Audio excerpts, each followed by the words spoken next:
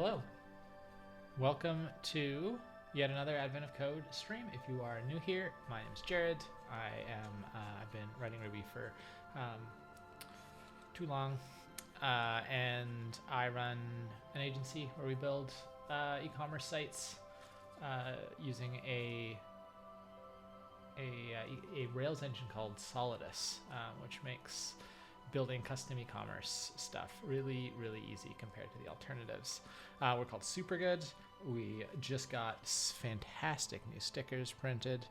I'll probably do like a giveaway or something of some stickers on stream. See, we got these hollow thumbs up stickers, or I guess you can put them backwards if you want. More circular stickers. We got more of the logo. Real nice. Upside down. More thumbs ups. That's good. And finally, very cool. Yeah. So we had some more, but unfortunately, I didn't. I did a bad job of reviewing the proofs, and they did not turn out as intended. One of them, font is wrong, and don't know how that happened. And another one, you just like can't see one of the elements. So more to come. But today we are catching up on puzzles that I missed because I took a couple nights off. Been a busy week, sort of busy for us at Supergood, as we're planning some launches, some new e-commerce sites in the new year. So we've got a lot going on, and sometimes work takes precedence over fun puzzles. But we're catching up today. We'll do 2 puzzles today, and then I'll do a stream later where I do the puzzle that gets released tonight. As you can see, it is unusually bright in my office. It is about 9 p.m., so my office looks a little different. We also don't have whiskey. I have been working through a whiskey advent calendar, and we will see another scotch tonight, I believe. But I have some coffee that I picked up while I was out running errands, and it's delicious. My video froze? Did it freeze? It's showing frozen for me. Huh, weird. All right. Today is a little bit special because we are going to be doing this on a Apple M1 processor. As you can see on the screen now, when I run the syscontrol command to check the brand string on the CPU, it reports as virtual Apple at 2.5 gigahertz processor. If this were an Intel machine, it would say something about Intel, but because I'm running this inside of basically sitting on the armchair in my living room is my brand new M1 MacBook Air. I haven't really been using it for development tasks because most of the time I'm SSH'd into either the box that's on the shelf behind me or a VPS that I run, just because that saves me having to have a beefy MacBook Pro and losing my development sessions when I reboot and stuff. Because I'm a Vim user and I do everything in the terminal anyway, it's pretty easy to forward the ports and make that work. So I haven't actually done any real development on this other than to check that I could in fact run my Advent of Code stuff. So we're running inside of virtualization. I opened up a terminal under Rosetta 2 on that machine, started a tmux session, and I have now SSH'd into that laptop in the other room and connected to that tmux session. So I should have, as you can see, this is a little bit latency here. I'm gonna go bring the laptop into this room so that it's a little closer to the router, because the router's behind me and there's a lot of stuff in between here.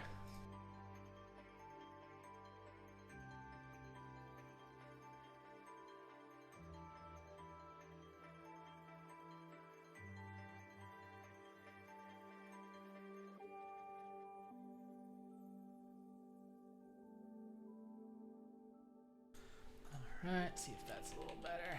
It's still a lot of latency. It's a lot more than I get on my VPS, but we can live with that. Just set that there. Got the beginnings of stickers on it. Got a nice Zap stickers, a couple of the super good ones, and the nice thumbs up going there. Let's see what else I can come up with. I got floating around here. But let's get into the puzzles. So we need our binding that I usually have, where I bind leader R to save the current file, and then run bundle exec c.rb 2020, and let's just double check what puzzle we're on. Make sure I believe it's 11 and 12 that we're about to do. 11 part 1, and aha, I don't have my session cookie, so I will have to switch off of this screen just for 1 second to I guess I can put it on my face, which is frozen again. Is this frozen? Am I freezing for other people too? Chat? OBS just shows me completely frozen. Oh, tapping the camera wakes it up. I wonder if there's...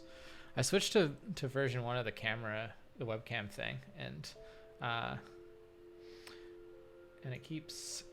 I haven't been having this issue elsewhere, but it's okay. 1 sec while I SSH into my VPS and grab my session cookie.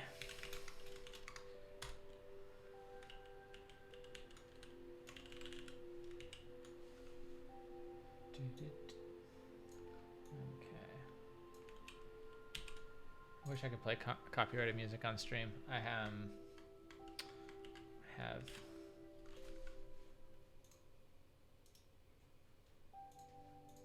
Unleash the Archers extremely stuck in my head today. Yeah, hey Adam. Welcome to the stream. I don't think I've seen you on here before. We can make you a mod, you know? Nearly everyone who talks in chat on here is a mod, so. Now you can kick Amy out.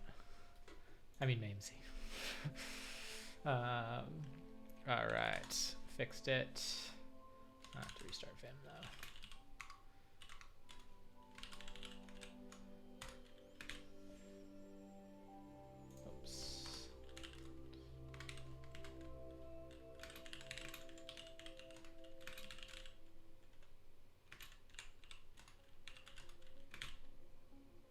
Okay, that worked. Okay, sorry. Apologies. Back to it.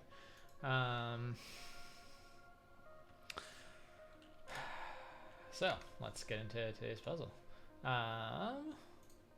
Or by today's, I mean yesterday's. Your plane lands with plenty of time to spare. The final leg of your journey is a ferry that goes directly to the tropical island where you can finally start your vacation. As you reach the waiting area to board the ferry, you realize you're so early, nobody else has even arrived yet. By modeling the process people use to choose or abandon their seat in the waiting area, you're pretty sure you can predict the best place to sit. You can make a quick map of the seat layout. The seat layout fits neatly on a grid. Each position is either floor or an empty seat, or an occupied seat. For example, the initial seat layout might look like that. Now, if you just need to model the people who will be arriving,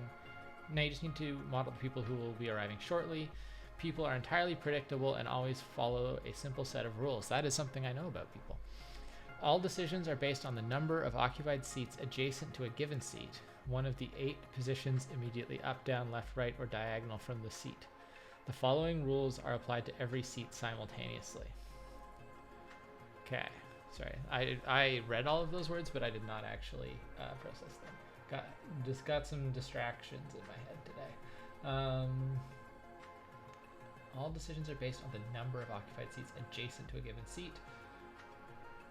Okay, so all around, all 8 possible tiles. Got it. If a seat is empty and there are no occupied seats adjacent to it, the seat becomes occupied. If a seat is occupied and 4 or more seats adjacent to it are also occupied, the seat becomes empty. Otherwise, the seat state does not change. So we're just implementing game of life, basically. Floor never changes, seats don't move, nobody sits on the floor. Sure. After one round of these rules, every seat in the example becomes occupied. After a second round, the seats with 4 or more occupied adjacent seats become empty again. Process continues. At this point, something interesting happens. The chaos stabilizes, and further applications of these rules cause no seats to change state. Once people stop moving around, you count 37 occupied seats. Simulate... Yeah. Weird. I'm going to reboot my camera here. Let's see if that'll help here.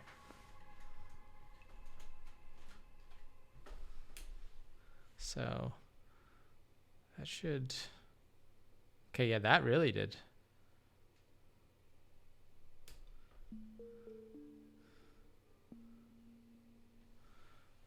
Okay, well, we'll see if that helps.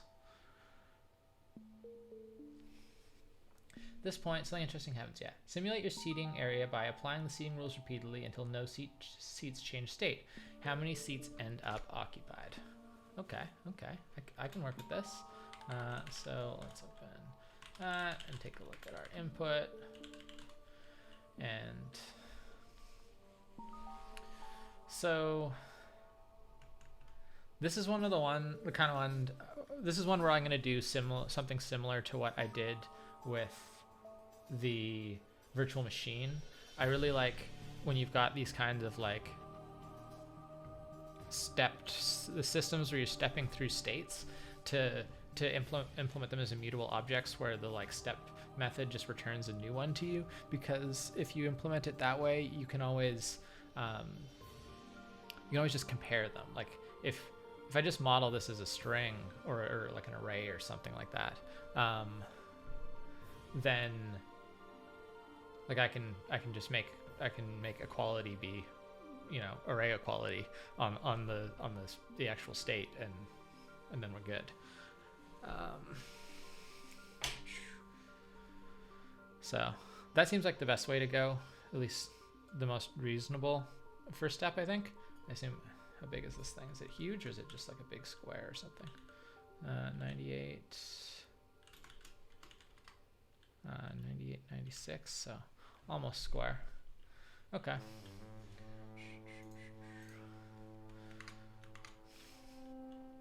We'll probably want to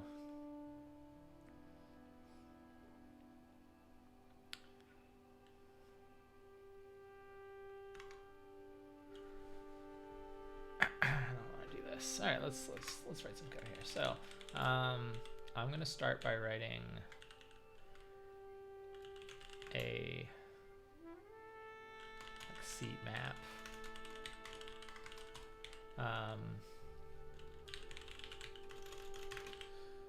Let's write some tests for it first.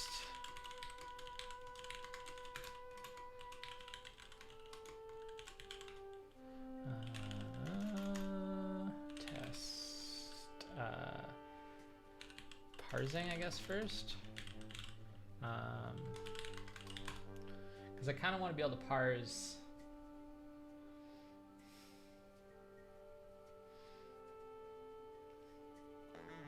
I don't want to parse. I need a function that just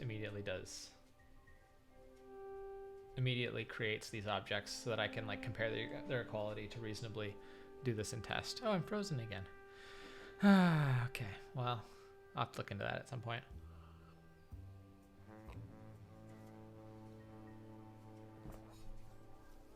I intend to switch off of this Mac Mini at some point for streaming, but I have to like make sure that this camera can even work on the Intel Macs and all that kind of stuff. So seat map dot parse, and then let's use a here doc, and that's not how you.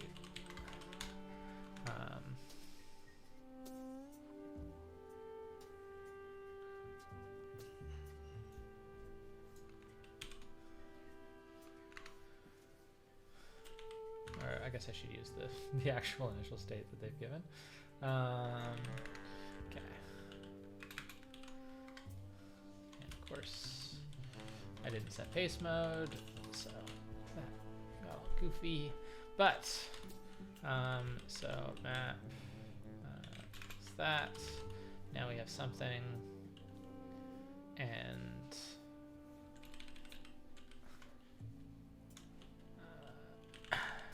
I'm gonna implement this as a struct. No, I'm not. Oh, dang it. Do I want to implement it as a struct? Yeah, I do.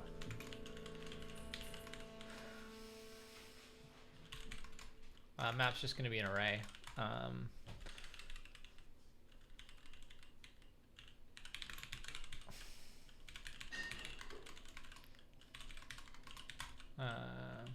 String map. And so the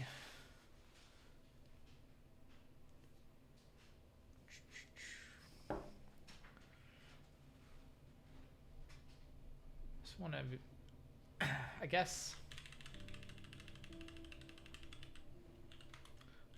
assert equal seat map. So our expected value is going to be like an array of arrays. Are we just going to have an array of arrays? Yeah, we're just going to do an array of arrays. Like that. And this is going to be hideous. Because am I just going to use strings?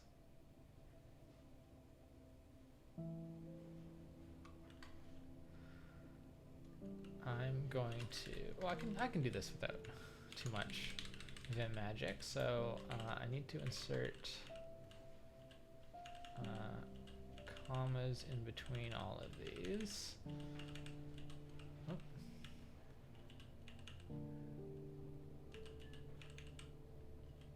Okay. And then I need to put closing. Oh, no. Closing things and opening things, and then I can just do a string replacement to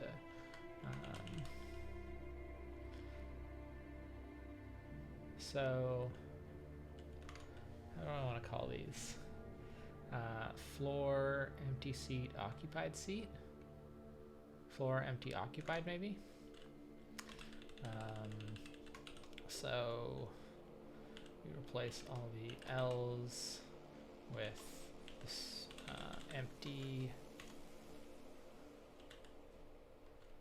and replace all of the dots with floor.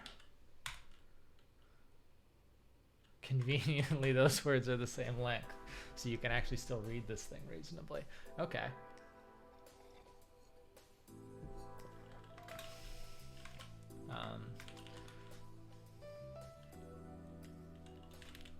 Now we can write our function. Well, first let's just make sure we haven't made any syntax errors or anything. So we have one failing test, excellent. And if we make this, just instantiating a new one with string map, split it on the new lines, and then split it on the characters, or I guess, sorry, we established there's a chars function in here. I'm going to say chars.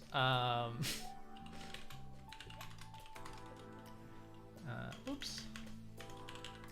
And we will, when C is, yeah, I'm frozen. Apologies. I can wake up the camera. The camera appears to be going to sleep unexpectedly, so something's weird with the driver. When I tap it, it comes back on. I don't know why it's doing this though. 1L, then it is an empty seat. when dot, then it is floor, and that'll get our tests passing.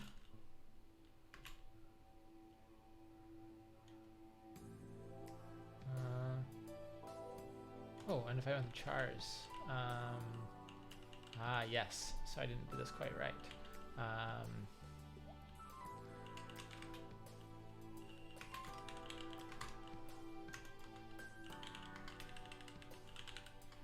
So it's an array of arrays, or it's an array of arrays that I've got here. So there we go, and we will implement our final rule. I'm not going to worry about testing it. Occupado.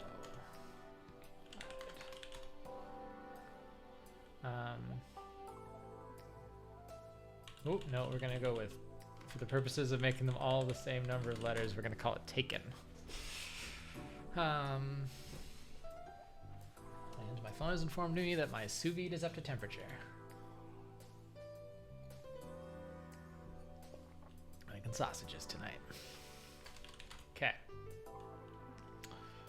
Now we can parse. So now, really all we need to do is implement like a next function.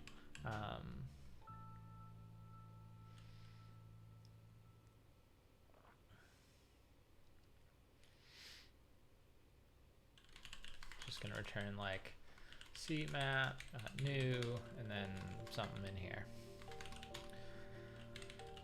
It's going to be useful to have a couple private methods, almost certainly.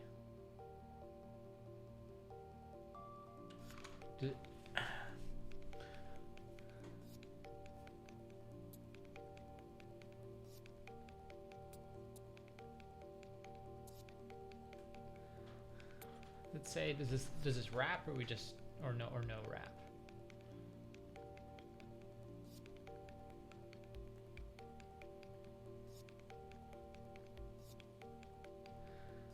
After one round of these rules, every seat in the example layout becomes occupied. Well, that's easy.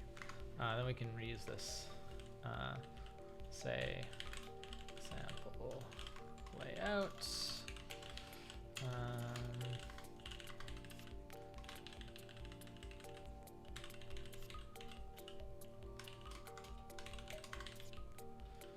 Take that there.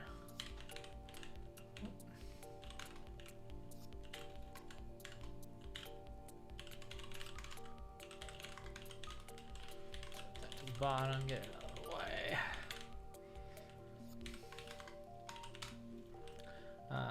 Def test example next.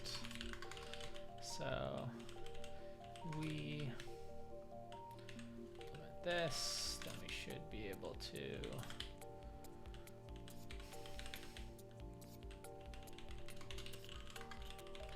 replace every one of these empties with a taken, and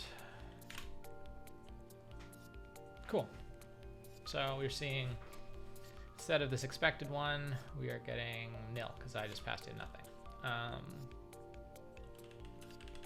Could just pass in map here, and then we just get the same one again. Doesn't provide very useful error messages, but that's fine.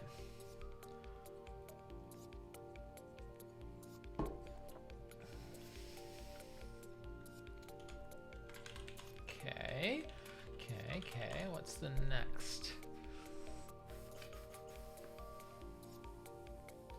What's our next step here? Implement the rules. Each with index.map do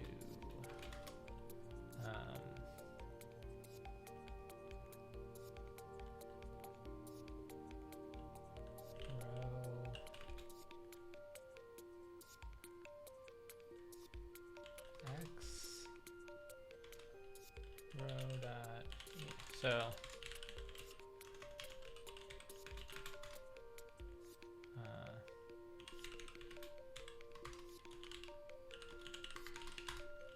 think that's right. So the outer is the rows, inner is the cells. And it gives us our X and Y coordinates to look them up in the, I mean, I guess, but yeah, we need to look up other tiles in the map to do this. So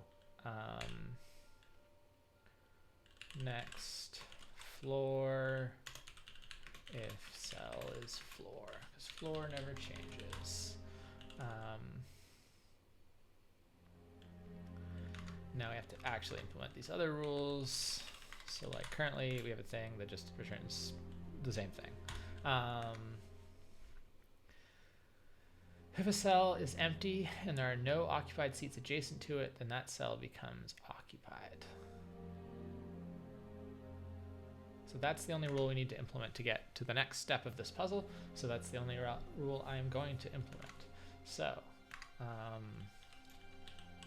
let's say next taken if cell is empty and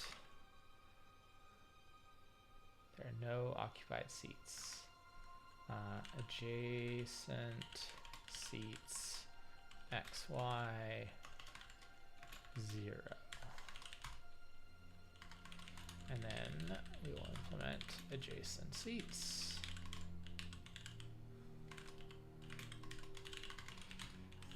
So this will actually probably make our test pass. We just assume that they're all empty, but let's try and actually get that right. So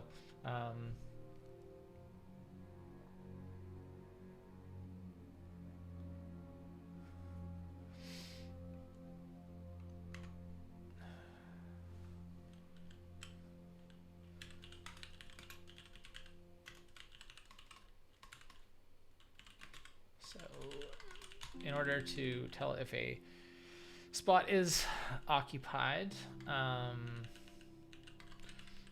we need to return false if X is less than 0 or Y is less than 0. And we also need to return false if X is greater than width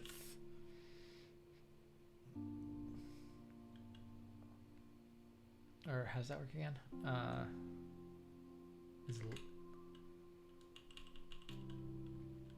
Or unless X is less than width. And Y is less than height. Because it's -1, yeah. Okay, and we need to implement width and height. Width is map.length, and no, it's not. It is map.first.length, and height is map.length, I think. And otherwise, we do map.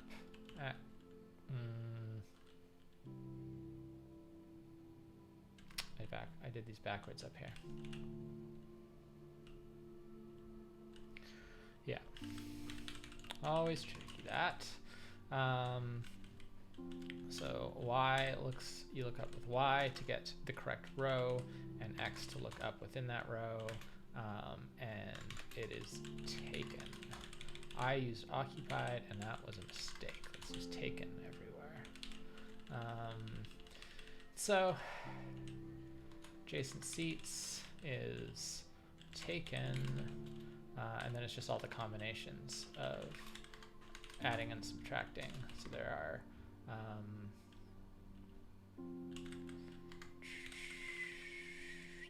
8 of them. There are 3 that are X minus 1.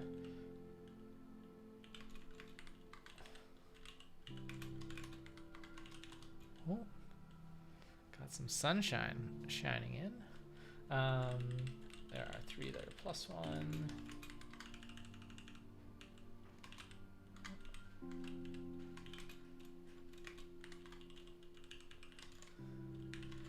then there are the tiles directly above and directly below.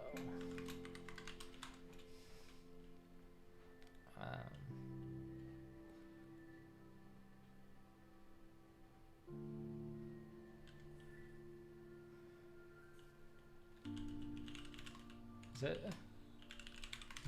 That can't be the right way to do that, but I like it. You want to count the ones that are true, or like I guess I could do like select itself length. I mean, I guess count itself is fine. This just seems like a really funny way to do that.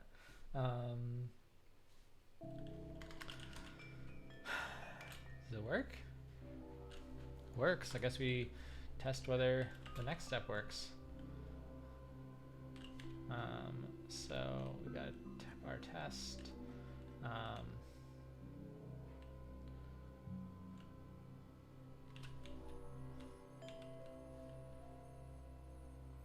Next one is the trickier one. We might need to rely on tars again.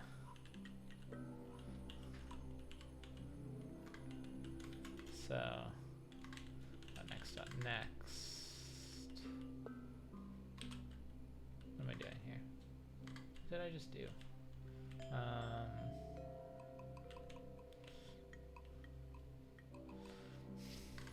don't want to do this. I'm just doing it again, I see. A little spacey today. Map.parse. Map. Sure. And we should end up with the result of parsing that.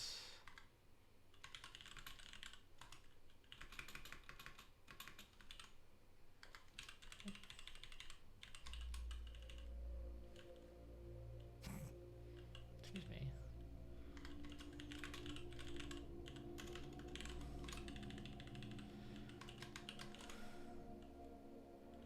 That's not going to work because we have not implemented the second rule, which is if a seat is occupied and 4 or more seats adjacent to it are also occupied, then it becomes empty. 4 or more.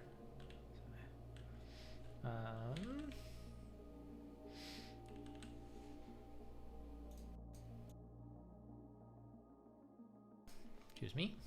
I'm very sensitive to sunlight, so the sun shining in my eyes is going to make me sneeze. And so we go next, empty. If cell is taken and adjacent seats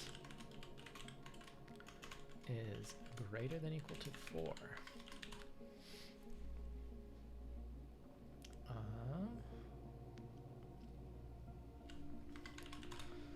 Otherwise return the cell itself. Hey! Alright, so we got a working seat map thing. We could implement more tests for it, but I don't really feel the need to do that. So let's map equals seatmap.parse input. And then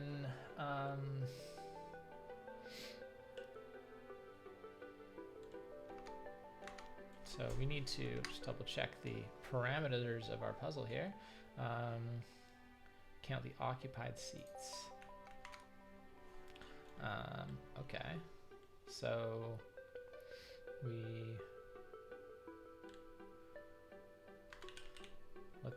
let's implement a count function on our seat map just to make that check a little easier.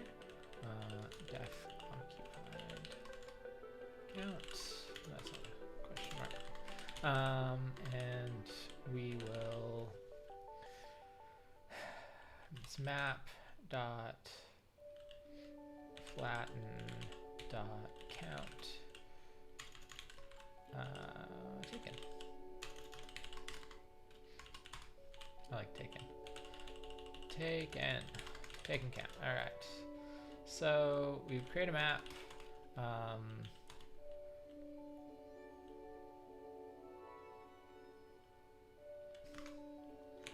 Maybe there's like a do until kind of construct, isn't there? We can fake it, can't we? Loop, break.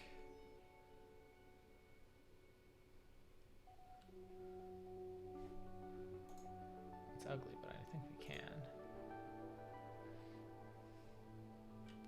It's one of those things you don't see used often in C, or in Ruby.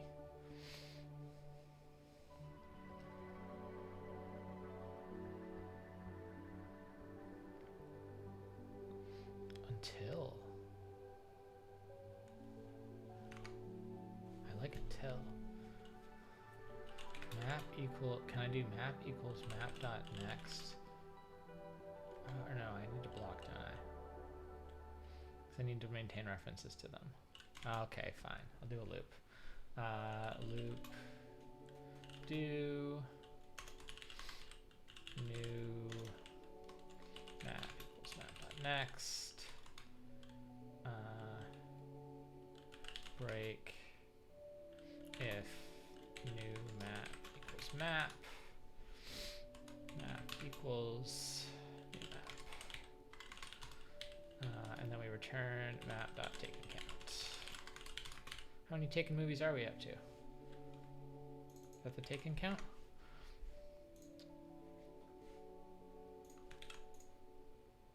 Excellent. Success. I am going to blow my nose though. Be right back.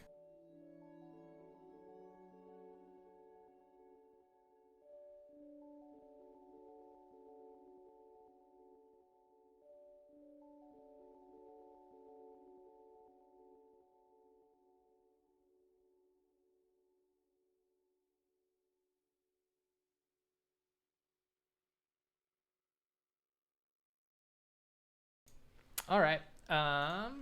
Let us continue to part 2. Well, we should commit that, you know. Past practices always followed here on stream. Day 11, part 1.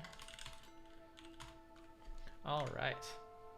As soon as people start to arrive, you realize your mistake. People don't just care about adjacent seats. They care about the first seat they can see in each one of those 8 directions. Oh. Now, instead of considering just the 8 immediately adjacent seats, consider the first seat in each of those 8 directions. For example, the empty seat below would see 8 occupied seats.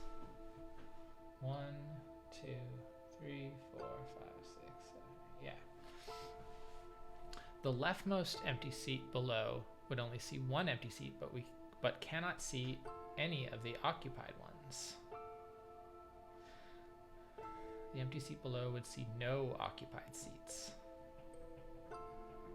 Tricky. Also, people seem to be more tolerant than you expected. It now takes 5 or more visible occupied seats for an occupied seat, occupied seats for an occupied seat to become empty, rather than 4 or more from the previous rules. The other rules still apply. Empty seats that see no occupied seats become occupied. Seats matching no rule don't change, and floor never changes. Given the same starting layout as above, these new rules cause the new seating area to shift around as follows. Neat. Okay, we can do that. So we need a new seat map. Call it seat map 2. Inherit from our existing seat map. And all we're going to do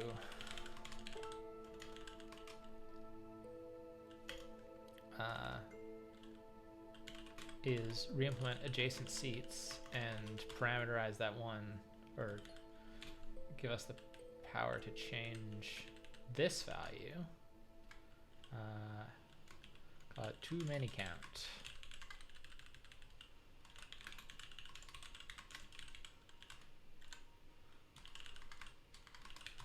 And it still works. You're gonna want to start running part 2 though, because part 1 is slow. So let's start by copying our whole test and reproducing it below. We are now going to call it CMap2 test. Probably can't tell watching the stream, but there's a ton of latency. It's not amazing. I probably should do a proper find and replace so I don't miss a bunch of these like I already had. So I apologize if the neighbor using a saw or something is coming through on the audio.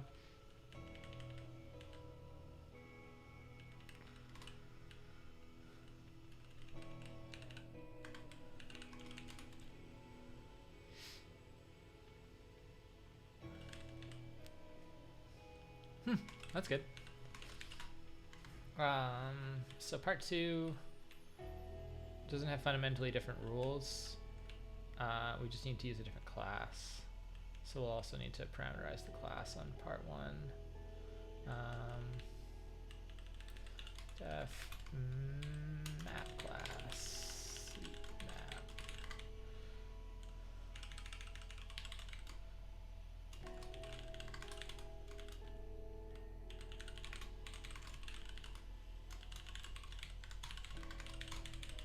Okay, and then we just need to play with our data. So we have our initial state up there. We know that works.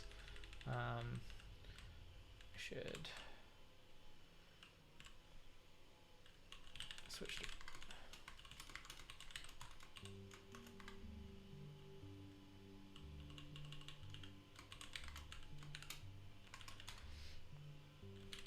and then let's go grab the values from first couple values from here. So we see that empty, then full. Ooh.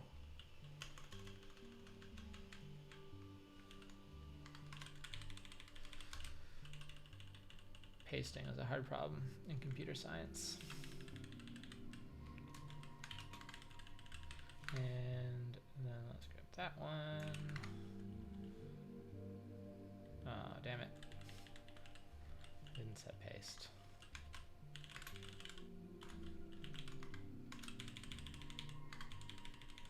So this ended up picking up a bunch of extra things.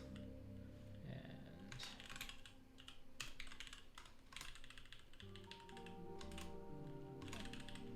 oh.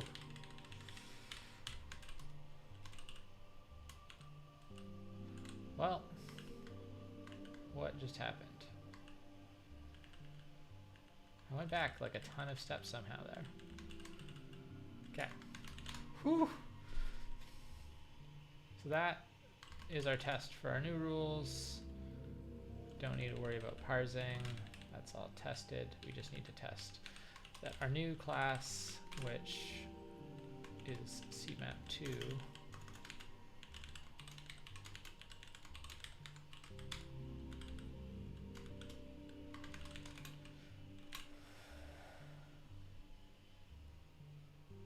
oh, and we missed, I didn't keep my example layout around.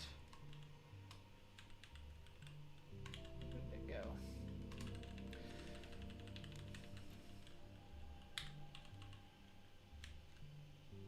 Apologies for all the jumping around in this file. It's one of the downsides of using Terminal Vim for streams is that, you know, if I double tap, I guess I should probably put, no, I should probably use line numbers to maybe help people make it a little easier to follow.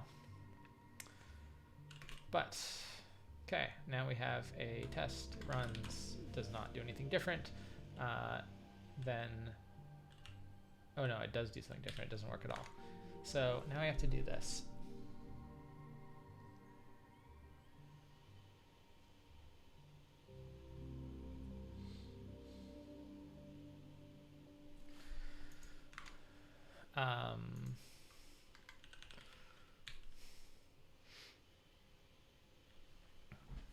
So we want to look in a direction, and a direction could be represented as a vector, as a pair of numbers. So, and that's probably the easiest way to treat it here, I think.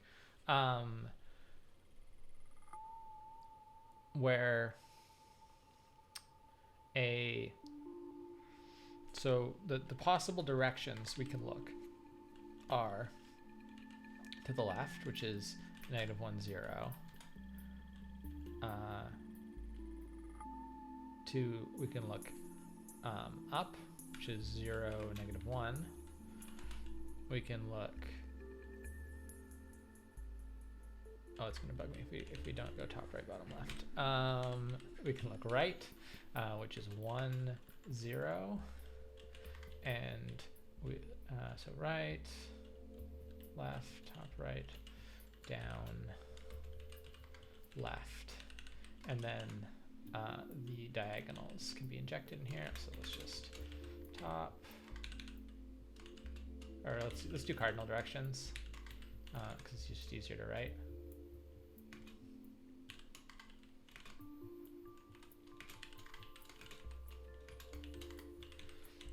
And then we can inject all the other ones we need. So we need a northeast here.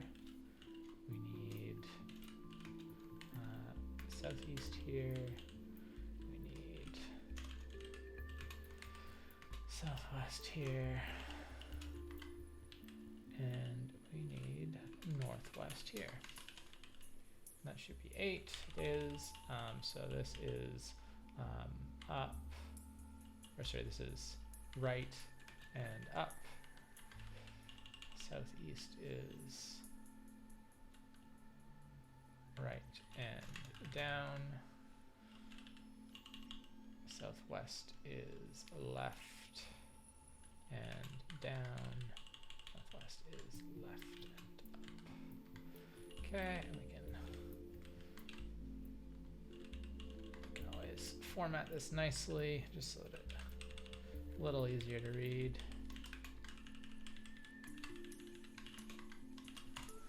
So those are all our directions that we need to care about.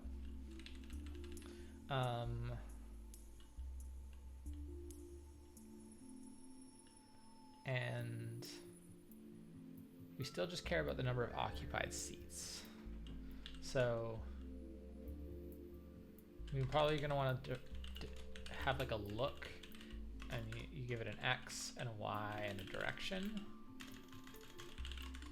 And that's going to return either the symbol taken or the symbol empty. And then, so we do count each direction, and we pass through X and Y and the direction, and we want to know if that equals taken.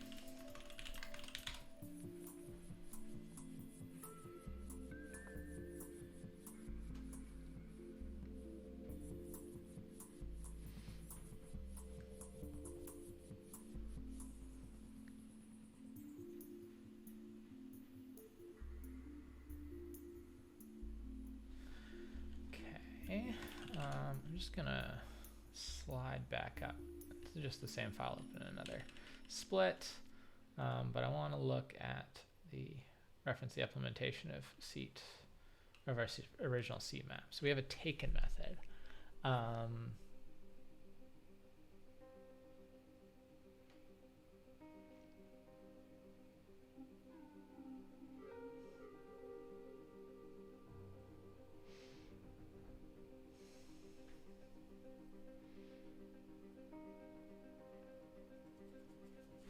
So when we look in a direction, we have this case of,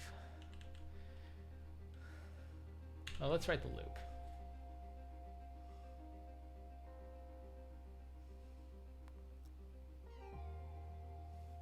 While,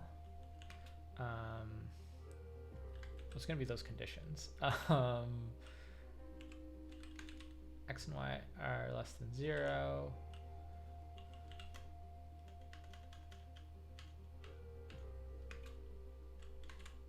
We're gonna negate those. So this would be greater than or equal to. This should be that, and this should be so.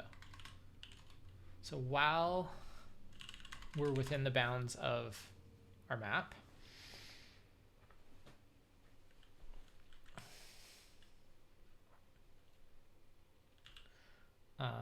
X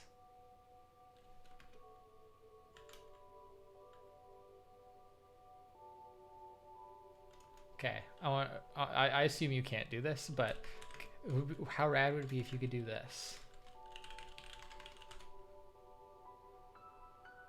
Do you think Ruby lets us do that?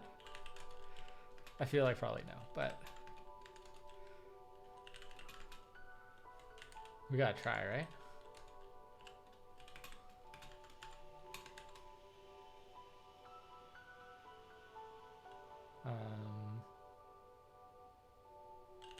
Why is it yelling at me?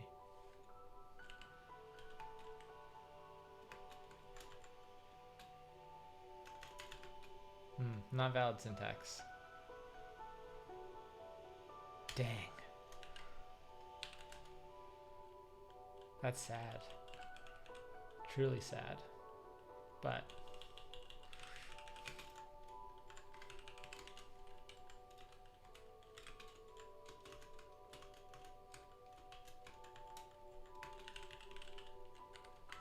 so we'll take one step in that direction. We will return that. Oh, sure. I probably should have extracted that into a method, but if map x, you can do it with Ruby's vector. I should have used Ruby's vector class. Huh, I didn't even think about that. Didn't just manually implementing vector. I didn't even know there was a vector class, to be honest. So thank you, Adam. That's good to know. And we want this if taken empty include, or no, sorry, if no, if it's we only care if it's equal to taken.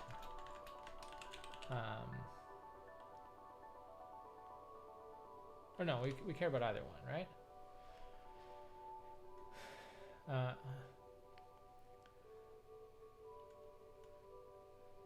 See no occupied seats.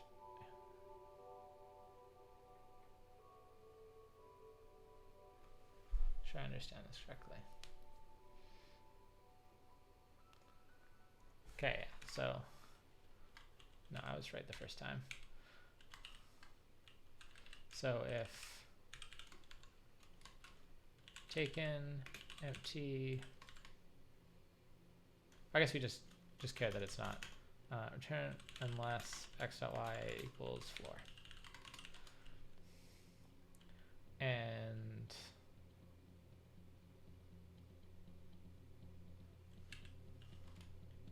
we'll just return floor. It doesn't matter what we return here. We could also return empty. It wouldn't change the effect of this.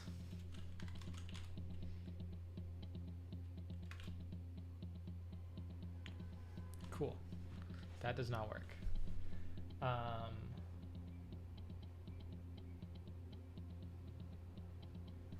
Okay, so we can't we can't do this way. We can't. I didn't think of this. So when we do this loop, we have to check after we do the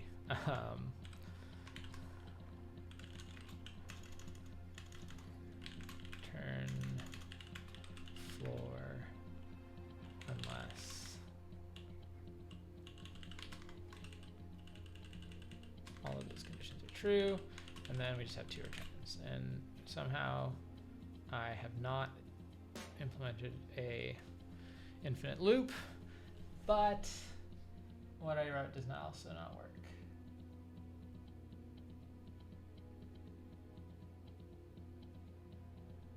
Sadly.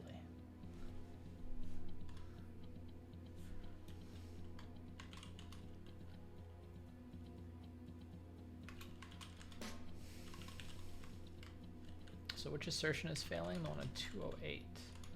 So that's intriguing.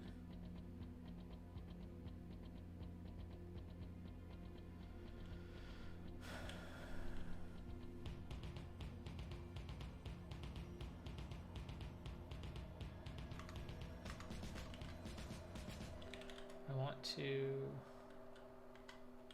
implement inspect on these classes.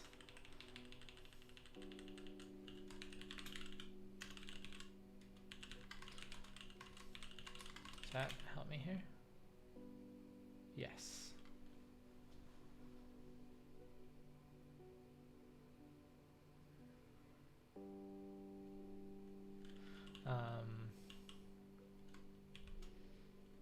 Map dot map row.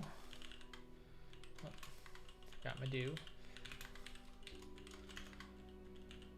Row dot map to cell.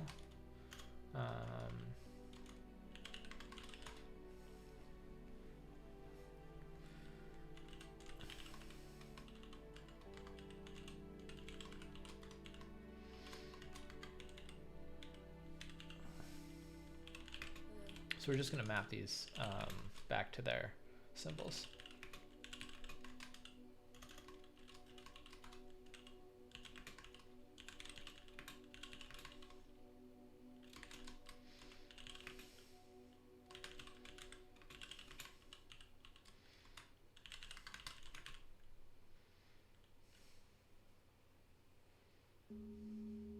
No visible difference.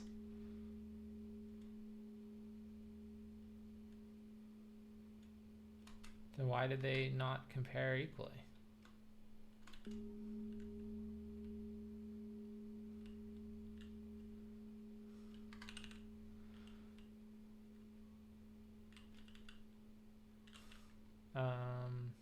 What? Did I add the too many count? That shouldn't matter, but, or it should matter, but I wouldn't expect it to matter for that particular test.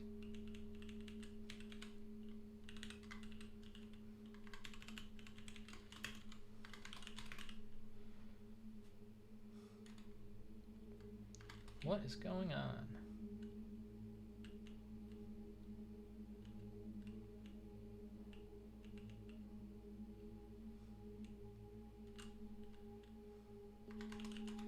How could they not compare? Did I like...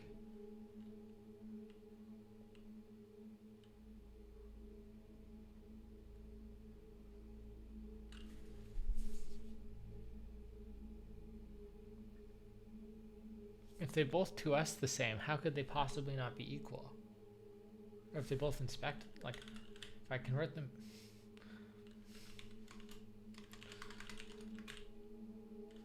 These are not equal for some reason. Oh, one of them says C, one of them's the wrong class. Cause that's a good one. That's fun. Okay. The actual source code of the seat map refers to the class directly instead of, see, there we go. Now we have a diff of these two things. And we can see my rules not working correctly. But the first step did work correctly. So it's a matter of figuring out why these two are different.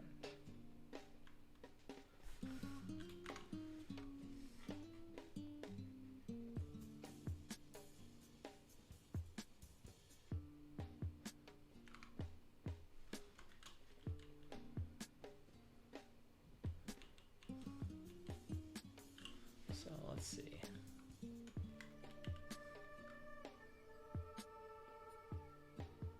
First one.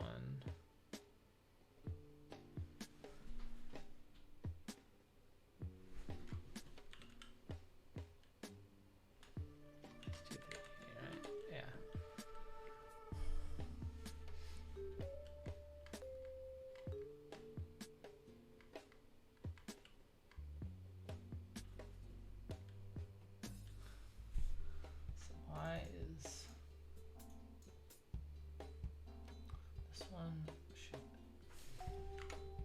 is 5, right?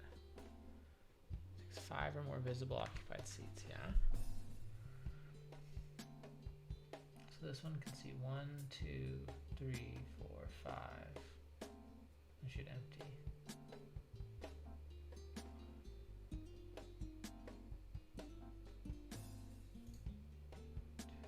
But it stays full. Okay, well, we can debug that because that one is at column 0, 1, 2. So that is at 0, 2. So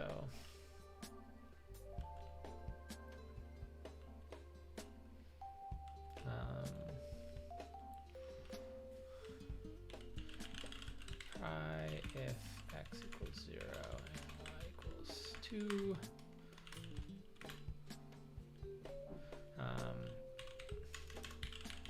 So we are currently at the first step. You can see we have not seen anything yet. We can look in various directions. When we look up, this is where it'd probably be a lot easier to debug if I had in fact used the vector class. We see an empty seat. If we look diagonally up, we see an empty seat. If we look to the right, we see an empty seat. If we look down, right, or we see floor. That's not right.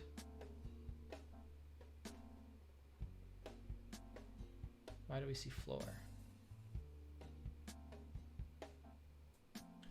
Must have been something wrong here. Okay, we'll come back to that.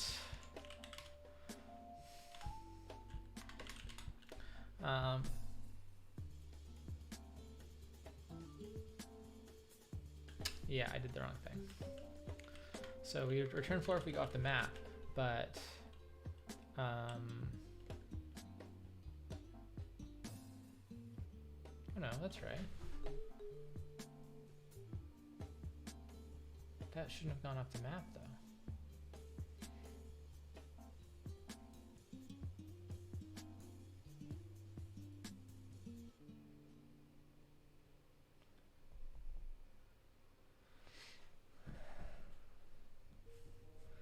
What am I missing?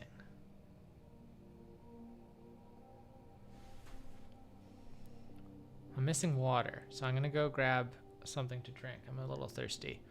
I will be 20 seconds here.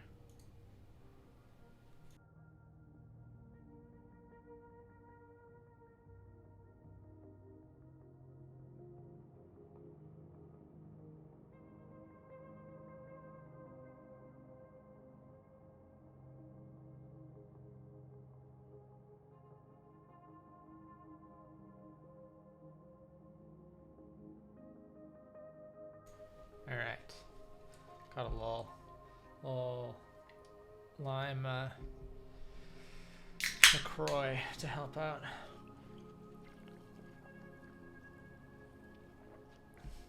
That's nice. Okay.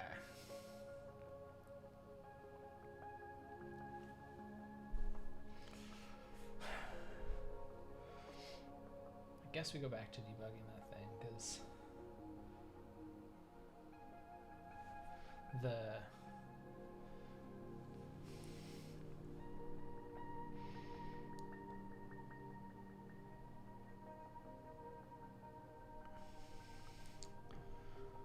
I think we just need to get back in the debugger.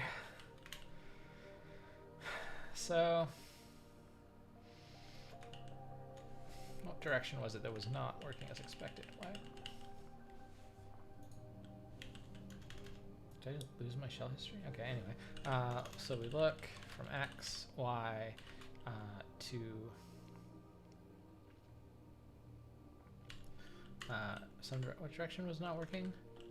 This one? Down, right? Or, well, is.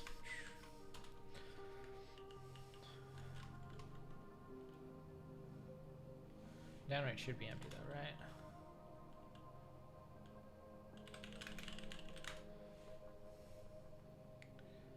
So we are here. Should be empty. They should all be empty. We can look straight down.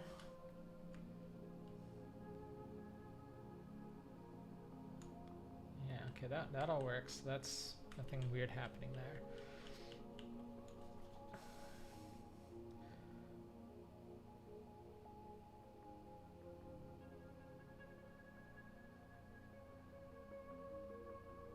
Okay, this is going to be really tedious to debug, so I have a better idea. I have a better idea. What's that method that yields an object and then just returns it? What am I thinking of? I don't normally use it because it looks weird in Ruby code to me.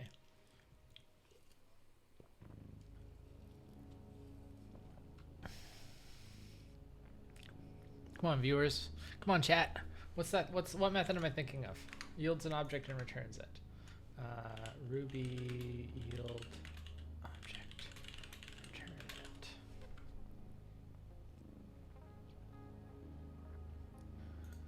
Yield self. Is that what I'm thinking of? I feel like it had a different name or something.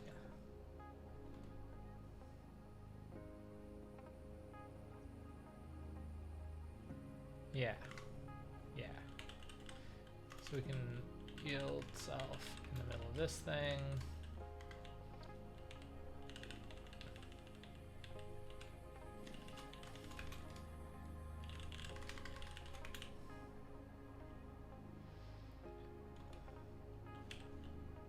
Oh.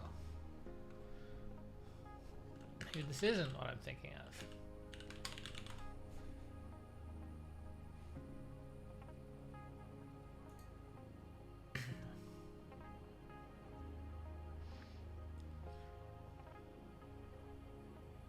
Returns the result. No, I don't want to return the result. I just want to return the original object. There's totally a method that does this, isn't there?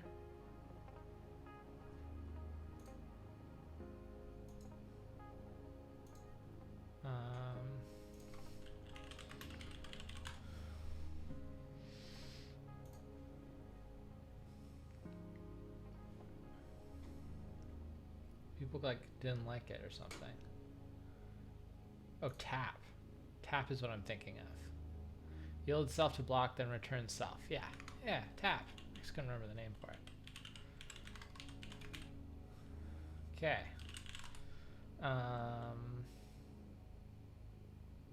Oh, but this didn't do what I wanted. Okay, so we'll try.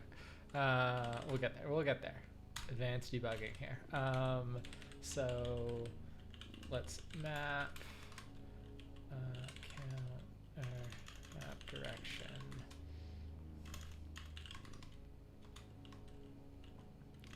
So I want to see what it's returning for each direction.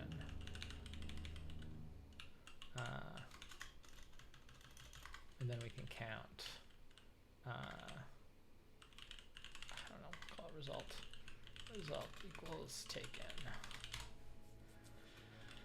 Okay, and we'll use curly braces all the way down. Little semantic block convention, whatever we call that.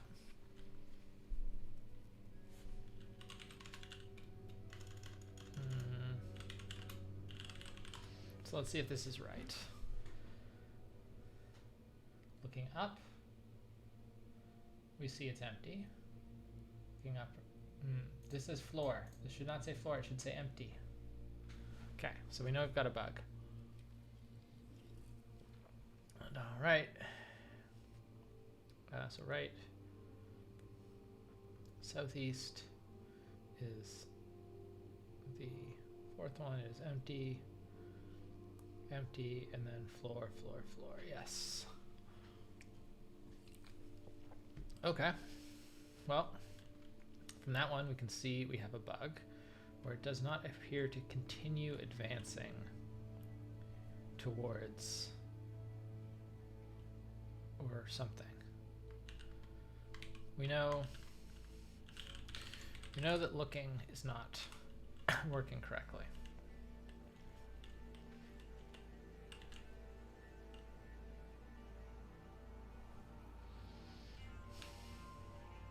And yet,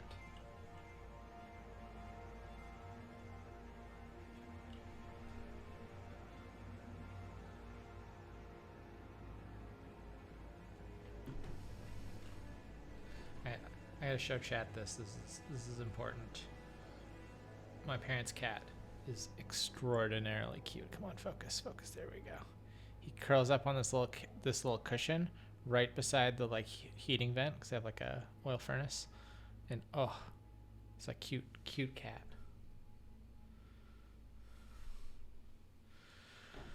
All right, his name's Jess, named after Postman Pat's cat. If anyone's familiar with Postman Pat.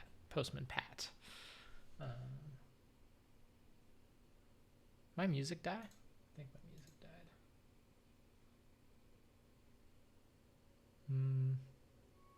Get any music, chat?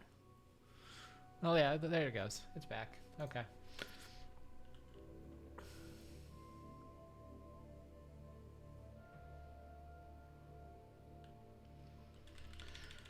All right, so, I mean, we know what we want to do. We want to investigate what's happening when this method is called.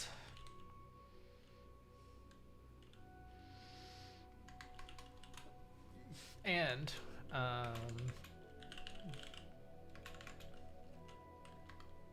we're looking east, because that's the one that was producing the wrong values.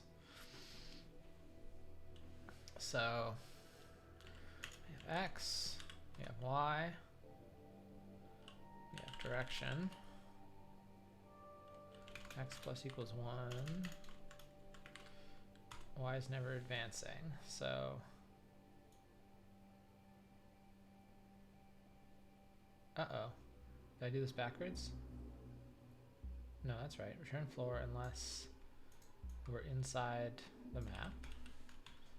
We are inside the map. Map X. Oh, I flipped my things. I see it now. I see it. Remember when I said that I should be, I should extract that into a method so I don't make that mistake?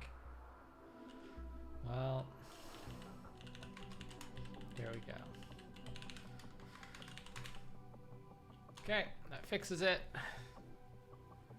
and produces a result. You know, who knows? Might be the right answer.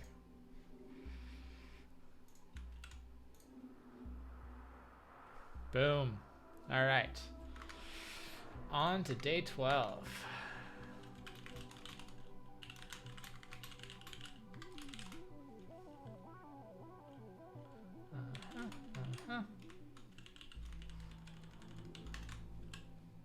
Oops.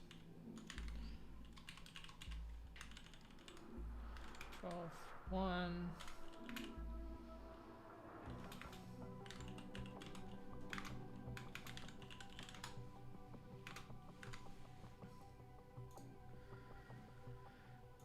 Day 12, here we go.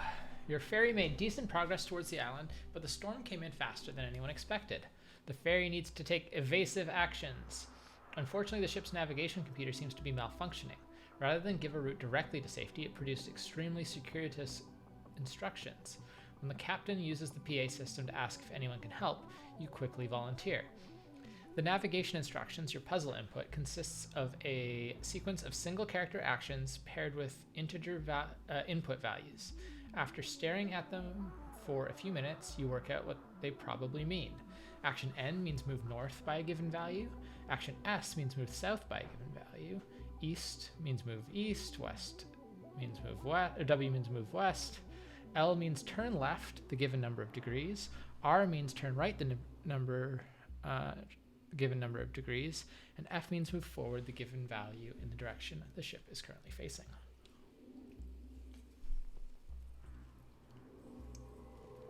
The ship starts by facing east. Only the L and R actions change the direction the ship is facing. That is, if the ship is facing east and the next instruction is north 10, the ship would move north 10 units, but would still move east if the following action were F.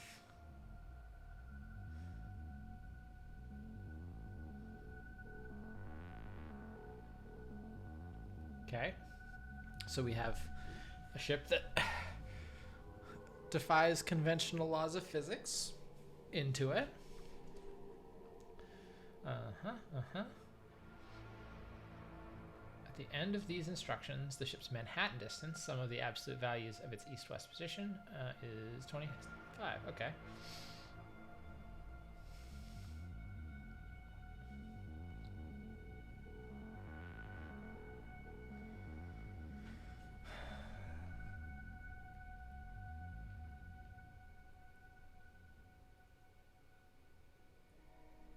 Starts at 0, 0.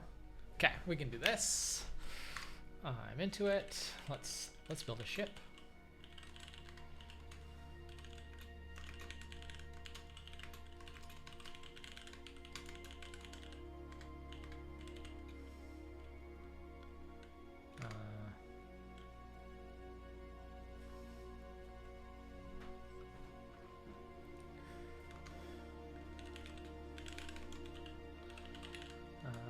I'm just gonna write a test where we just kind of like keep moving the ship and see where it ends up and make sure we get all those pieces right. So the simplest test I might write would be to create a ship and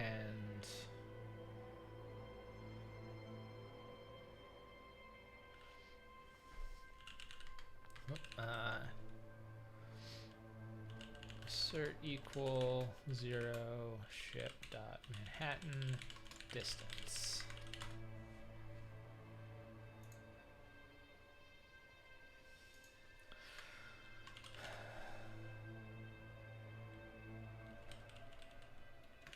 Run that.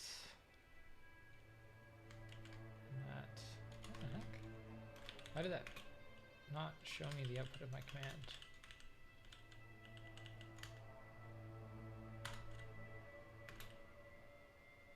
Weird. Yeah.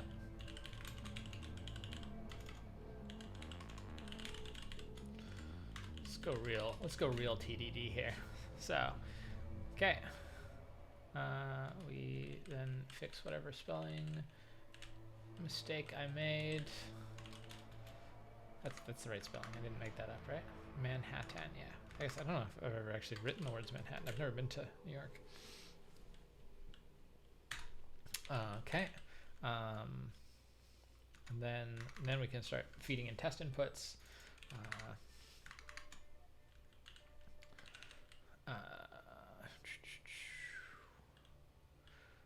Say dot next and assert equal 10 ship dot Manhattan distance. This is where we start actually having to do things. So def initialize.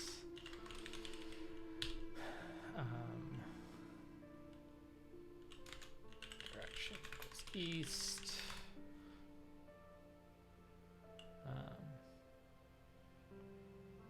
Let's go look up the Ruby vector class. Maybe that'll come handy. Let's learn something today. Ruby vector. Thanks, Adam, for pointing out that this exists.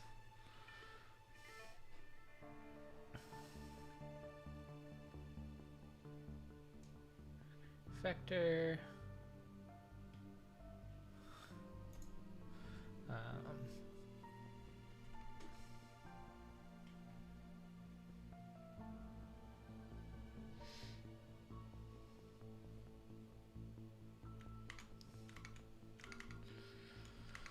So, I have to require it. Do I have to require it, or is it? I probably have to require it.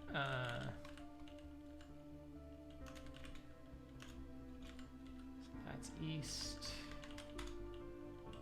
Actually, I think let's do that. Let's see. Okay, gotta require vector.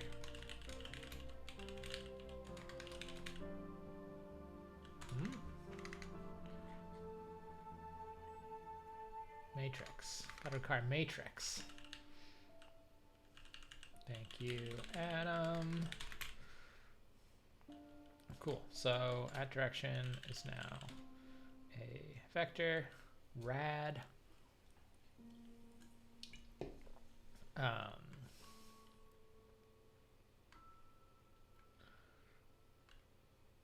guess I can implement the location as a vector too.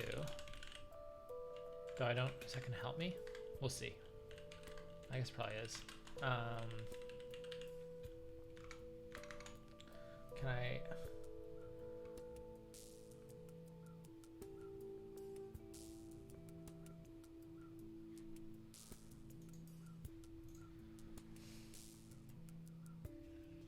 Some of the absolute values of its east-west position. What's that in vector language? What's Manhattan distance? Is there a method? Magnitude is going to be that not what I need.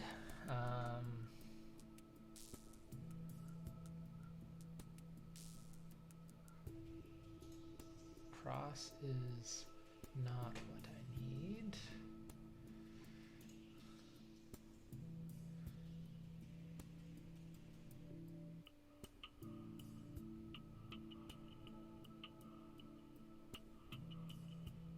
All right, we'll do it the lazy way, or the lazy way, which is just location to a subtract two vectors, then convert to array and sum absolute values of all elements. You can subtract two vectors. I mean.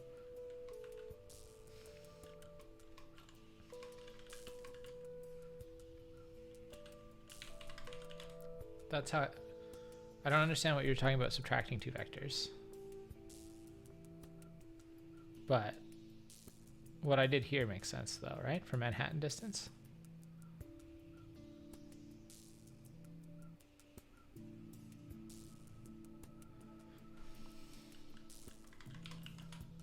Assuming a non-0, 0 origin. We have a 0, 0 origin, don't we? Isn't that the assumption? Or at least for part one here.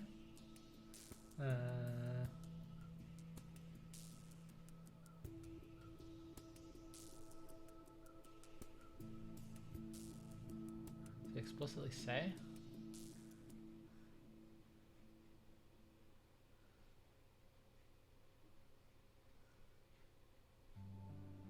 I guess it's just implicit here. Okay. So we've got that, and we should be able to test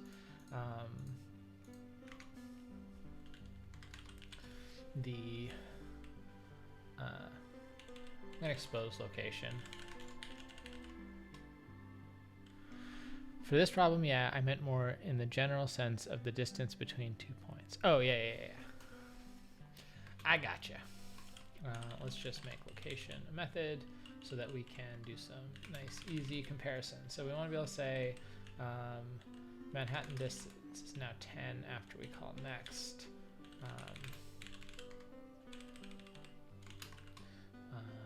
Direction.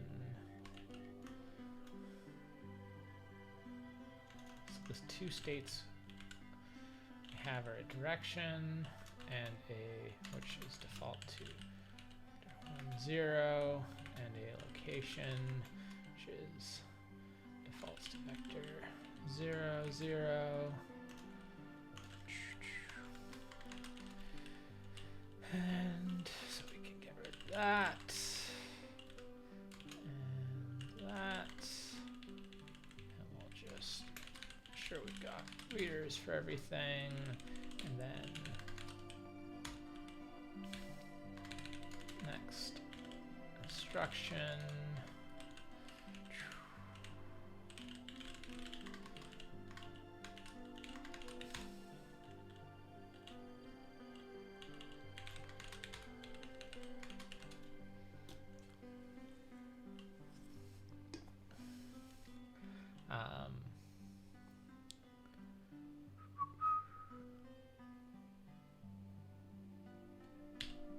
So now let's take a look at those instructions again. So I guess we're just implementing F. So if instruction, I guess we can always infer it from instruction 0, right? So we can say when F, and we'll do something else. We'll just return self. So if the instruction, if we haven't implemented this instruction, we will do nothing. At least means we always return a valid value from this. I'm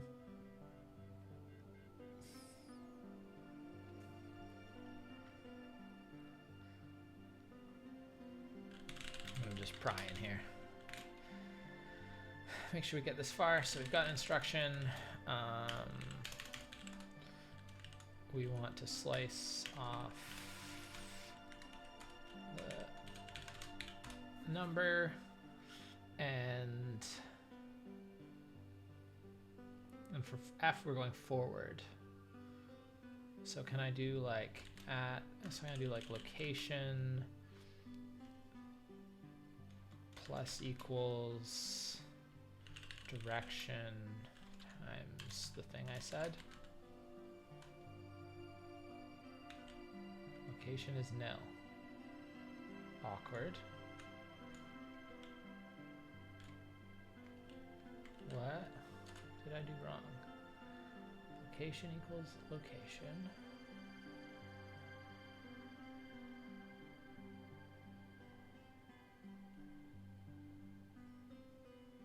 What? Gave default values for the arguments. How could location be nil? Or direction? What the heck?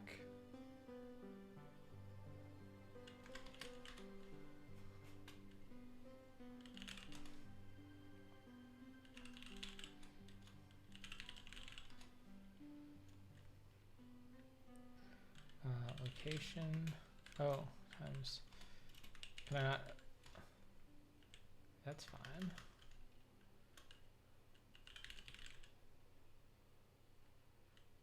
But I added the add a reader for it. It should be the same. Unless I typoed it. Everything's working.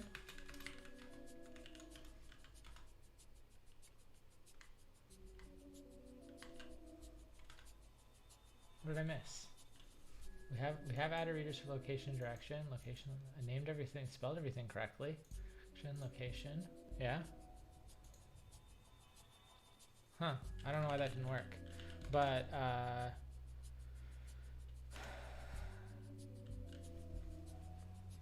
so if we're going F, we instantiate a new thing with direction is unchanged and location is location plus direction times the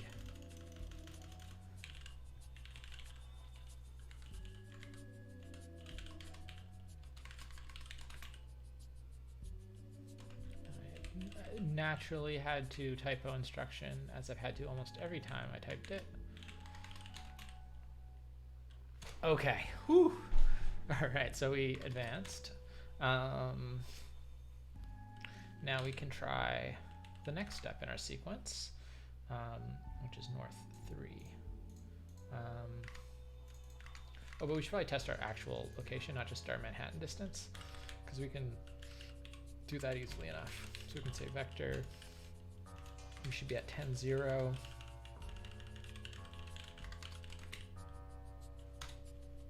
Awesome. Now we pop in our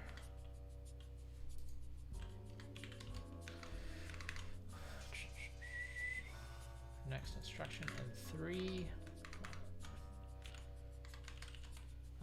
And we expect our Manhattan distance to become this, and our ship's location to be that.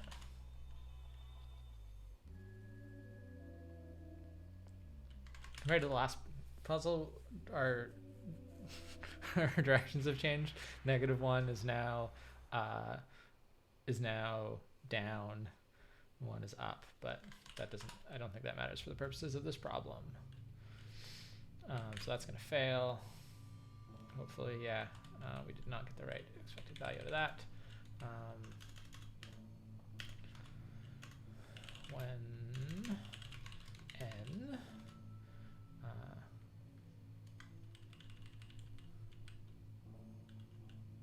let's say command equals instruction 0 and param equals instruction 1, -1 to I. So they'll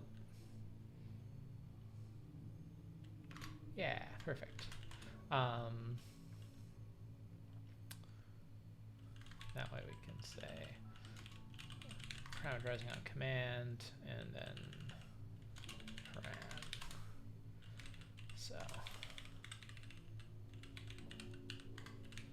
So the direction is unchanged when we go north. And instead of going north in the direction that we're going, we head north.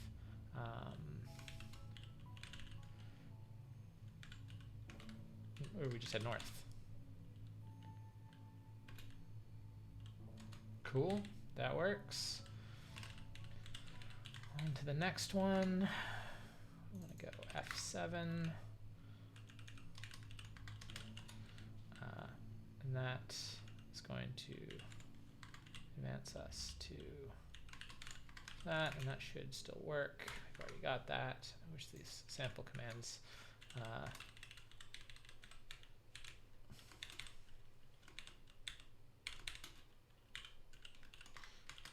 this is where you need the rotation. So this shouldn't change any of this, but it should change the direction from 1, 0. If we rotate 90 degrees, from east, we'll be going south.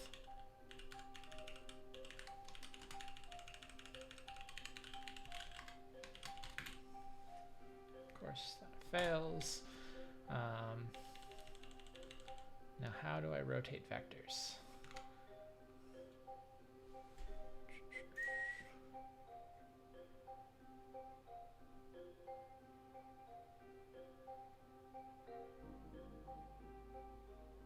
This is where the fact that I don't remember my vector math at all from university. I remember enjoying the course.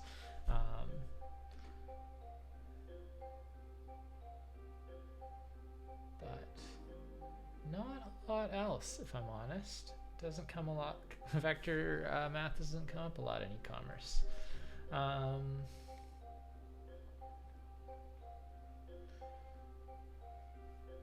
We're still creating things, coercing, don't care about that.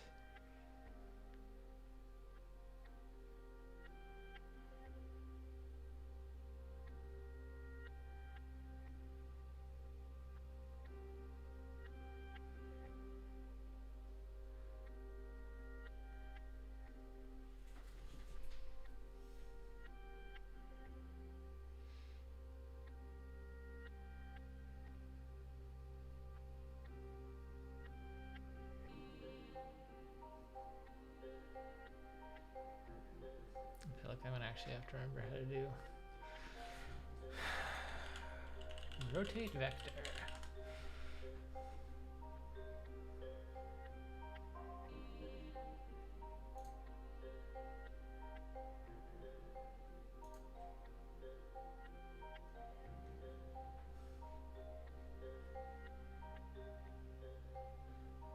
I mean, I'd like to do it this way, but assuming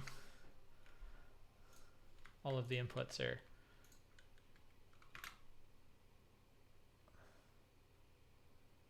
multiples of 90, yeah. I could cheat, but I don't want to.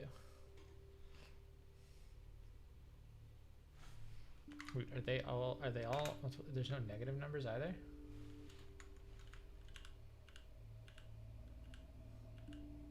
So we always turn right.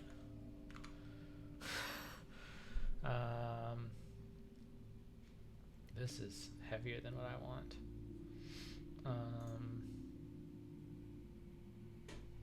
Come on. Rotate vector. Oh no, that's not what I wanted. Is there an easy way to do this, chat?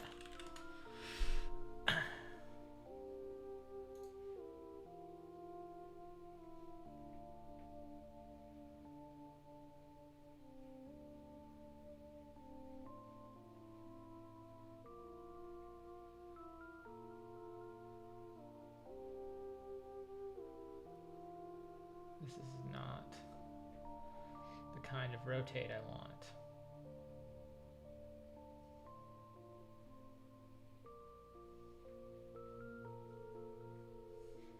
Not what I'm looking for.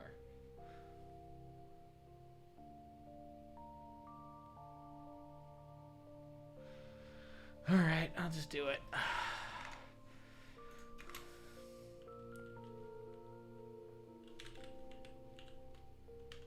Oh, I see. It probably says it's L and R, right? I remember now. So we're not always going right. I remember.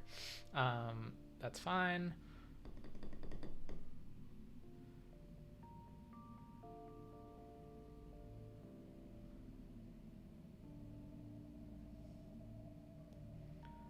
So we do self.class new direction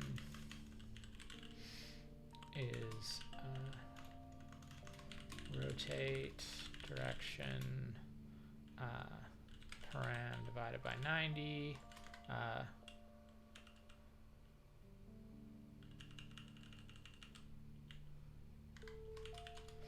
We'll make it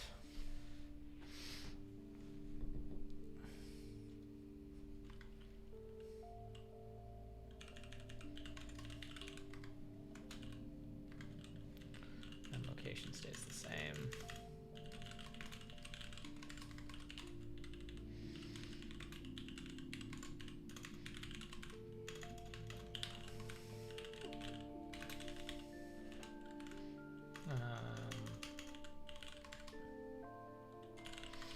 So times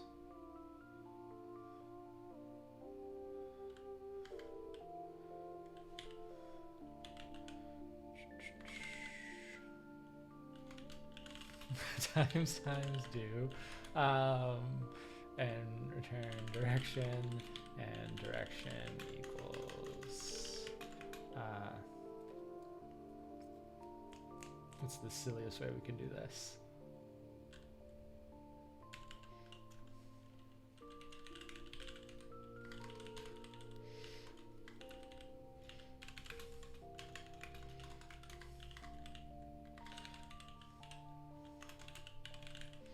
So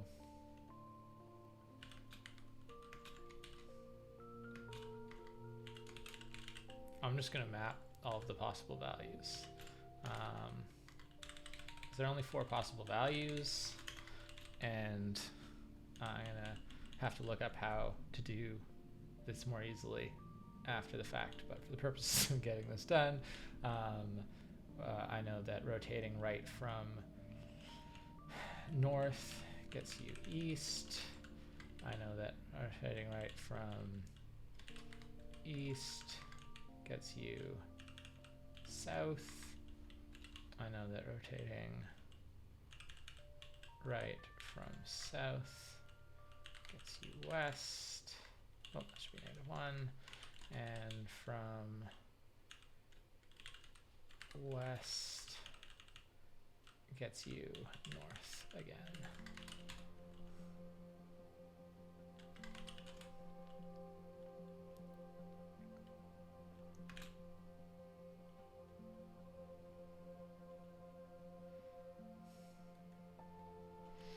So the command, why didn't that work?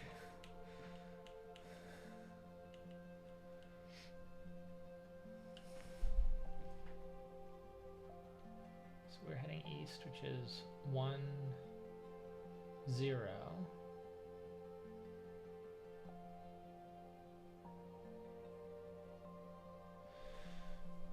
So we should get 0, -1 is actually right. Okay, so I did implement that right. I just messed that up.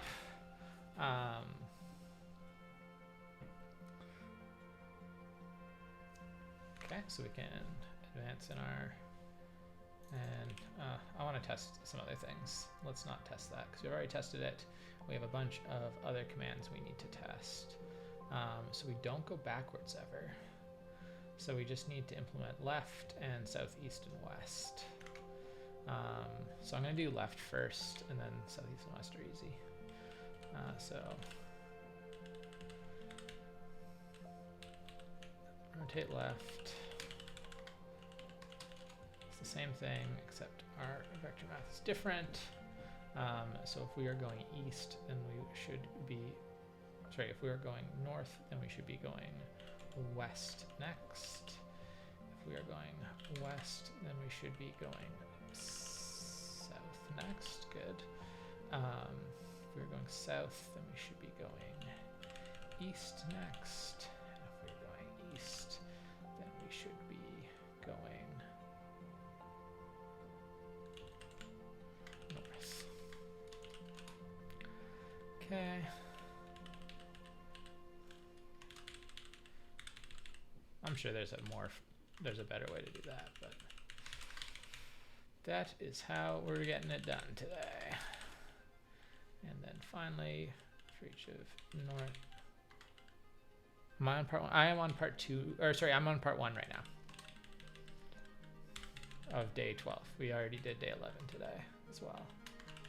Oh, I'm copying the wrong one. I need to copy north and do the other directions, and then this thing should cruise around. Source, south, east, west. South is our vector that. East is that. And west is that. So that should all work. We just have to feed the inputs through our ship, and we can use their test input. We kind of already know it works though, so probably not worth it. Just grab that test. So we'll split the input into a new line on the new line so that we can just iterate over it.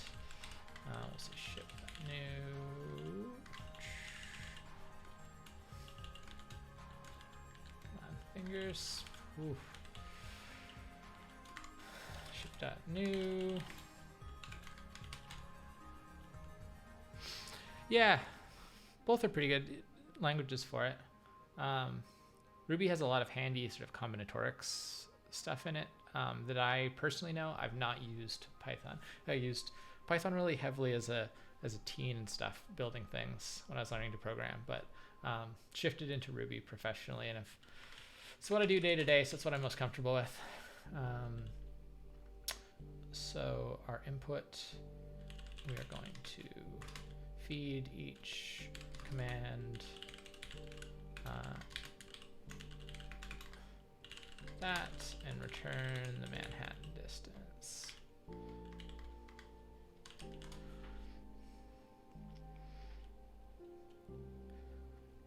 Yeah, I mean, they're both very good languages. They have a lot in common in terms of the writing style and stuff.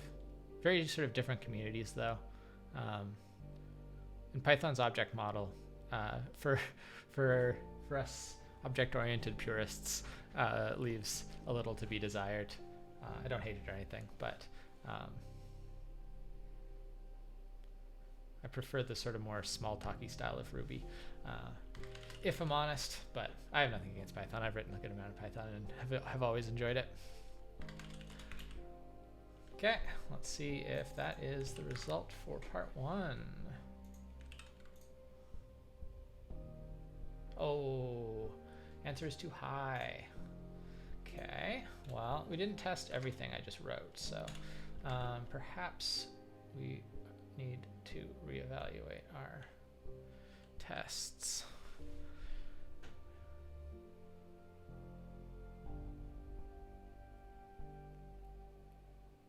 Yeah, I mean they're both sort of fundamentally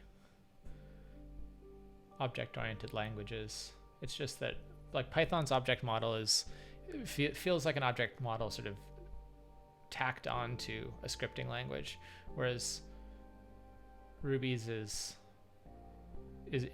fundamentally built on message passing rather than sort of like reaching into objects, which is different.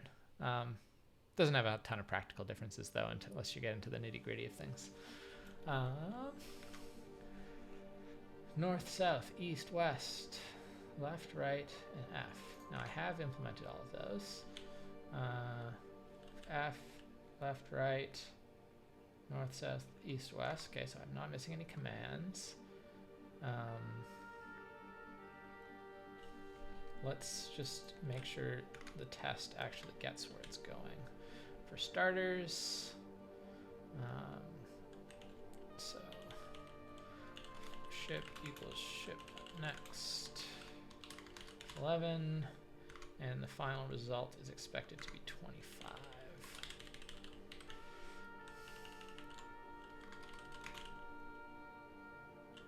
So that passes. Doesn't change our result.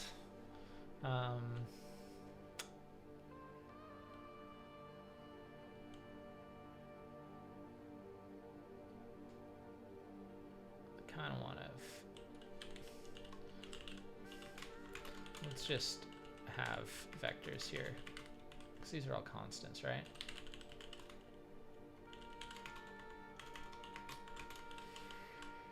Just make this a little easier to read to see if we've made a mistake somewhere, especially since this time around I used different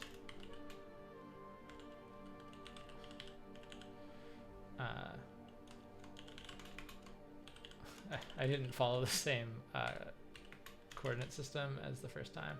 And see, I've already messed that up. 1, 0. Oh, eat. Cool. Now I can replace these, so.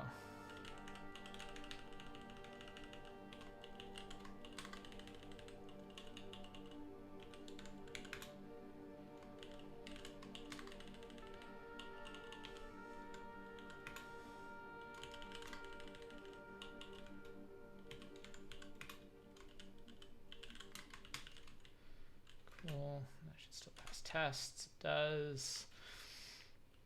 This silly map I've made here. Let's just write these each from scratch here. It's probably easier. So we want to have north.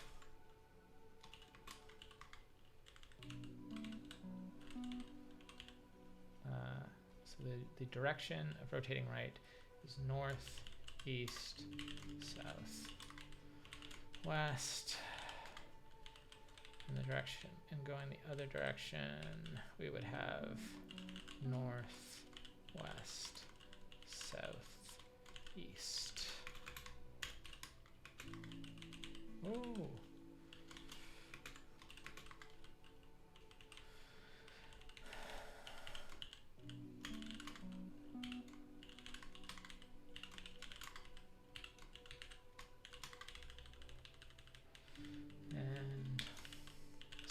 Here.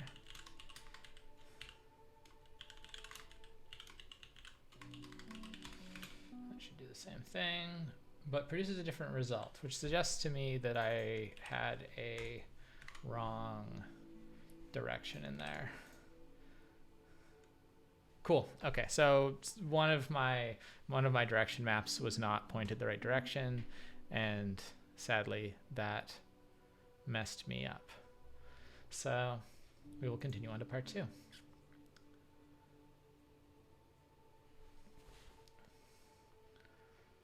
Before you can give the destination to the captain, you realize that the actual action meanings were printed on the back of the instructions the whole time. Almost all the actions indicated how to move a waypoint, which is relative to the ship's position. Action N means north, south, east, west. L means to rotate the waypoint around the ship left, the given number of degrees. R means to rotate the waypoint around the ship right, the given number of degrees. F means to move forward to the waypoint a number of times equal to the given value.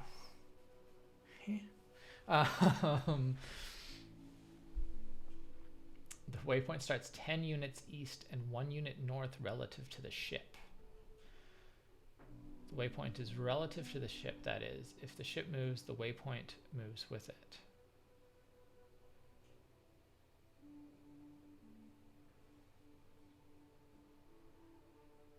I'm not sure I follow, but I'll figure it out. For example, use the same instructions as above.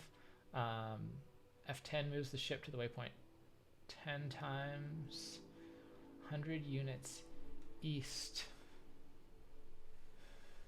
and 10 units north.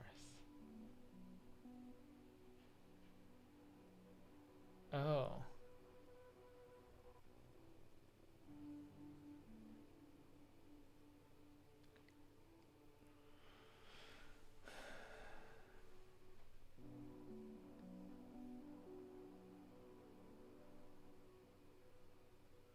So the waypoint's always relative to the ship. So if you're at 0, 0 and the waypoint is at 1, 3 and you get F10, you move to 1, 3 10 times. Okay, that makes sense to me.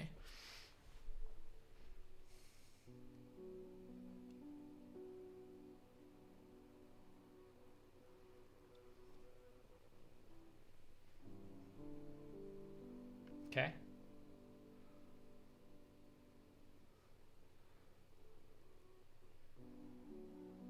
I need to actually be able to rotate the vectors now, though.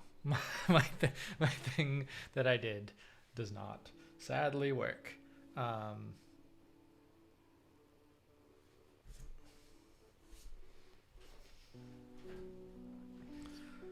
So I'm going to have to figure out how some vector math works, but let's commit our solution to day 12, part 1, and move on. So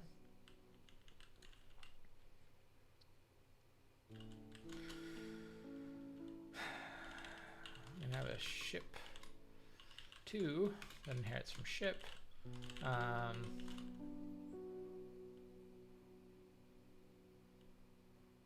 Or am I just going to code it from scratch again?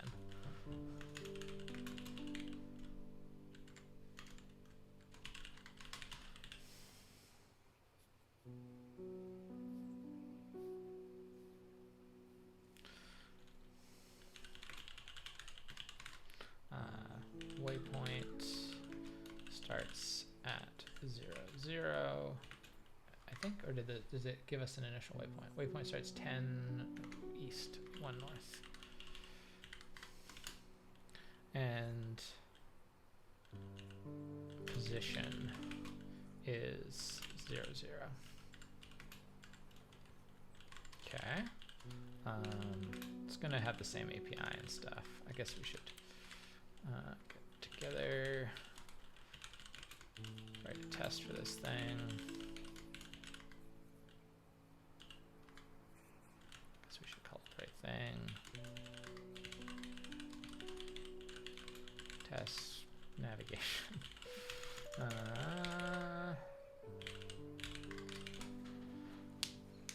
Navigatione. It's Italian navigation.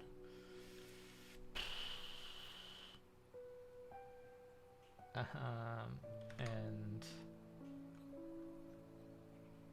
so this uses a sequence of commands of 10. That's the same as before.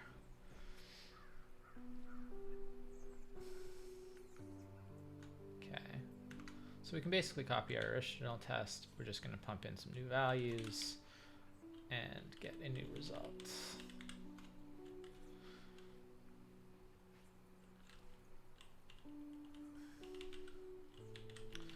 This should 2. Manhattan distance should be 0. Assert that the waypoint is 1 by default. Sure, just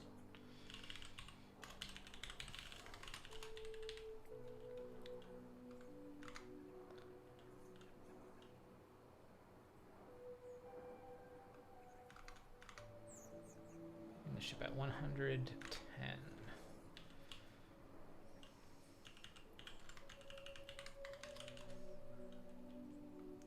And the waypoint should not have moved. I'm not going to check the Manhattan distance at each step. Just at the end.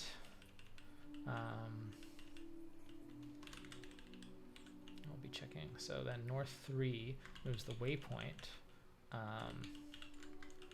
north 3 without moving the ship. So that should be that. 10-4, yes. F7 moves in the ship at 170.38. So now the waypoint is at the same spot. Now we're at 170.38. This is where things get tricky. So we don't move the ship, but we do rotate the waypoint around the ship clockwise 90 degrees, moving it 4 units east and 10, so 410.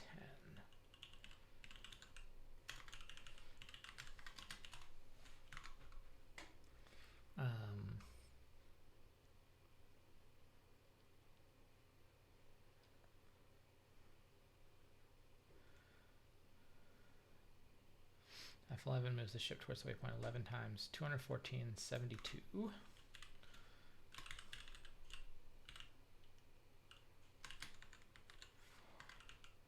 72, and the final Manhattan distance expected is 286.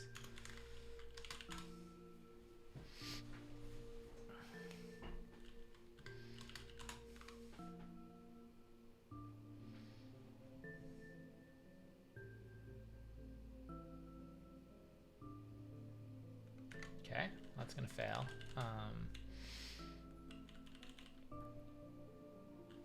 I wrote the entire test inside of my inside the wrong method. Cool. Waypoint equals waypoint. Position equals. Oh, I call it position here. It should be location. Location equals location. Whoops.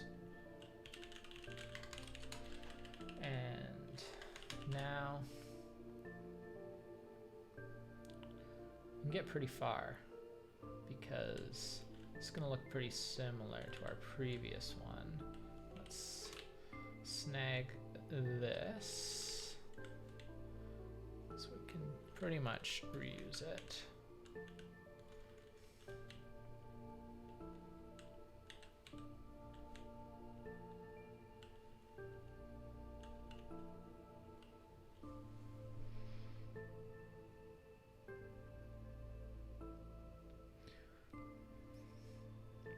Yeah, I currently understand that to mean So the waypoint is always relative to the ship. So you're moving, you're repositioning the ship to the waypoint that many times. So you could think of that like if your waypoint is a vector, like the way I'm doing it, you're just adding that vector to the ship's location that many times. If that makes sense. I believe that's what it's asking us to do. That's how I understand the example they've given.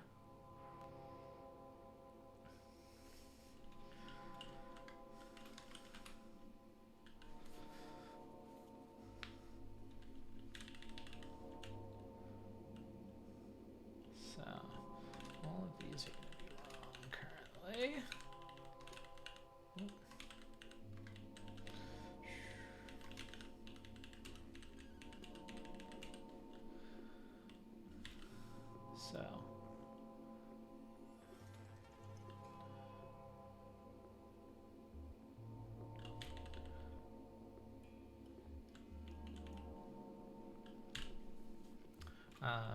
So F doesn't move the waypoint.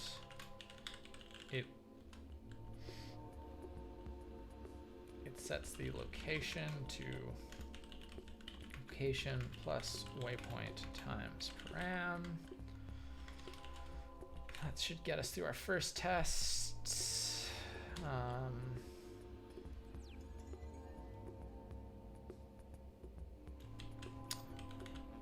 Identifies that I have not implemented the Manhattan distance method on our new class.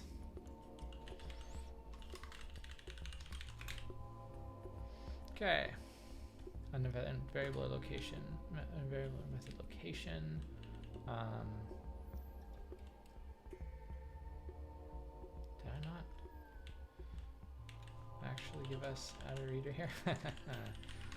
Location and waypoint. Define those reader methods. I like to use reader methods as because it avoids me typoing instance variables which might not exist. Define method next.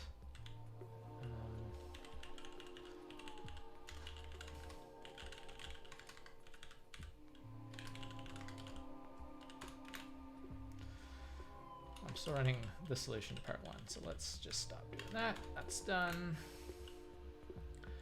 Okay. So now we are failing on line 208 of our tests, which is moving the waypoint itself. Waypoint.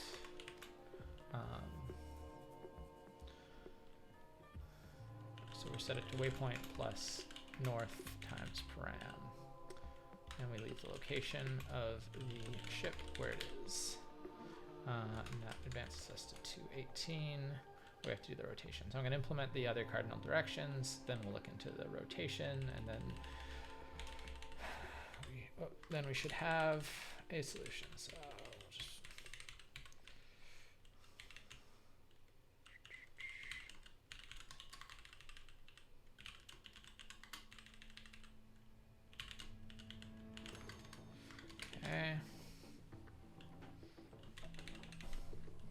and right and left.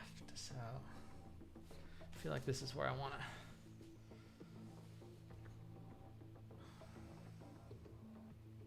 maybe draw out an example here. I'm just gonna write some comments, make a comment down here and try and think through this one. So let's say we have a vector that's 1, 2, and to rotate it 90 degrees to the right. So this vector is 1, 2, so it's pointed up like that.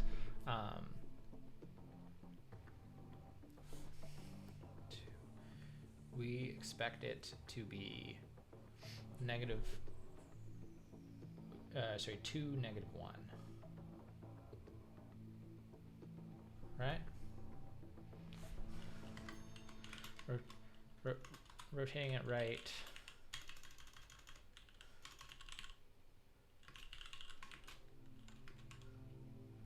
Makes this 2 2, -1.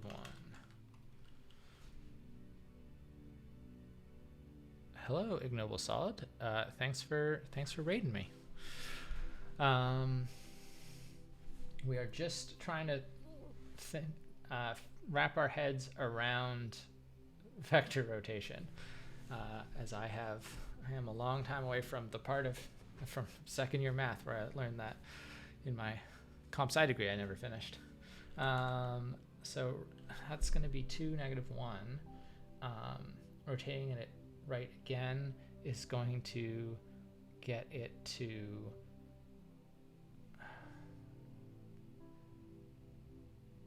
-1, -2 again.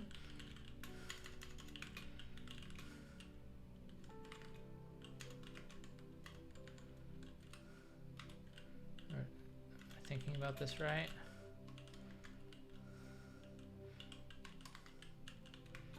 And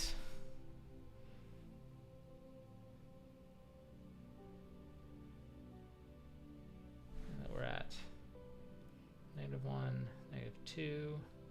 Another rotate right is going to put us at -2, 1. And of course that's going to rotate us right back around to 1, 2. Okay, so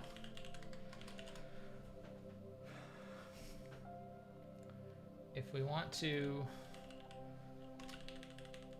rotate a right a vector, we flip the x and y coordinates and multiply what was previously the x by -1. Is that how this works?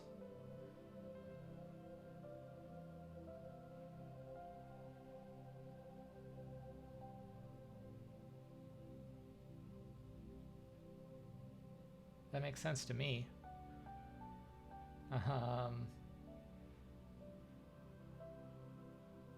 I'm sure there's a vector math way to do that, but sadly, I am too rusty on my vector math. I remember taking the course, the discrete math and vector math, matrices, all that stuff, and being like, wow, this stuff, I could see this stuff being useful, but that was more than 10 years ago. so that's gone out of my brain. So for these ones, we are going to, we'll do right first. Location stays the same, but our waypoint needs to be rotate righted.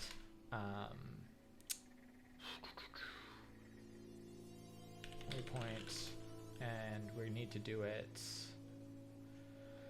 param divided by 90 times. So let's implement a rotate right.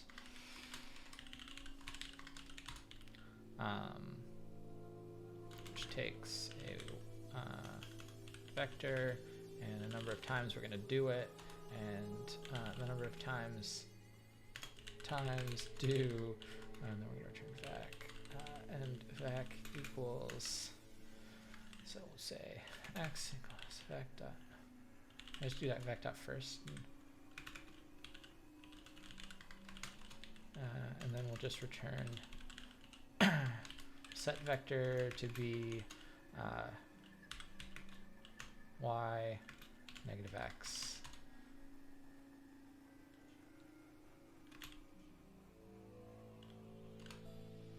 Oh, what did I do? Forgot the trailing comma on this line. Okay, doesn't like that. That's fine. Can I do, what's my vector? BI. Range returns element or elements of the vector. Okay, so it doesn't respond to first and last, but I can at least do that. Expected 410, actual for -10. Line 242. Is that, did I input that case incorrectly? 4 units east, 10 units south. So yes, I did. This was supposed to be negative 10, not 10. Okay. Actual 214, negative 72. I believe that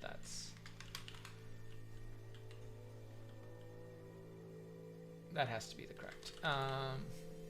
So just double check that. South 72, yeah. So that's just me typing those in wrong. Now we just didn't need to implement rotate right, and I think we finished part 2 here. Or sorry, rotate left. And do I just, so 1 to 2 is going to be going backwards, so 1 to 2 I am just negating the other part of the other component of the vector.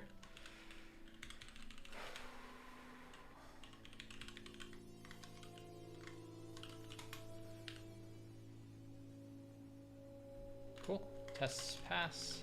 Now we just need to implement the solution, and the solution is actually going to look like super similar to our part 1, wherever part 1 went. Part 1.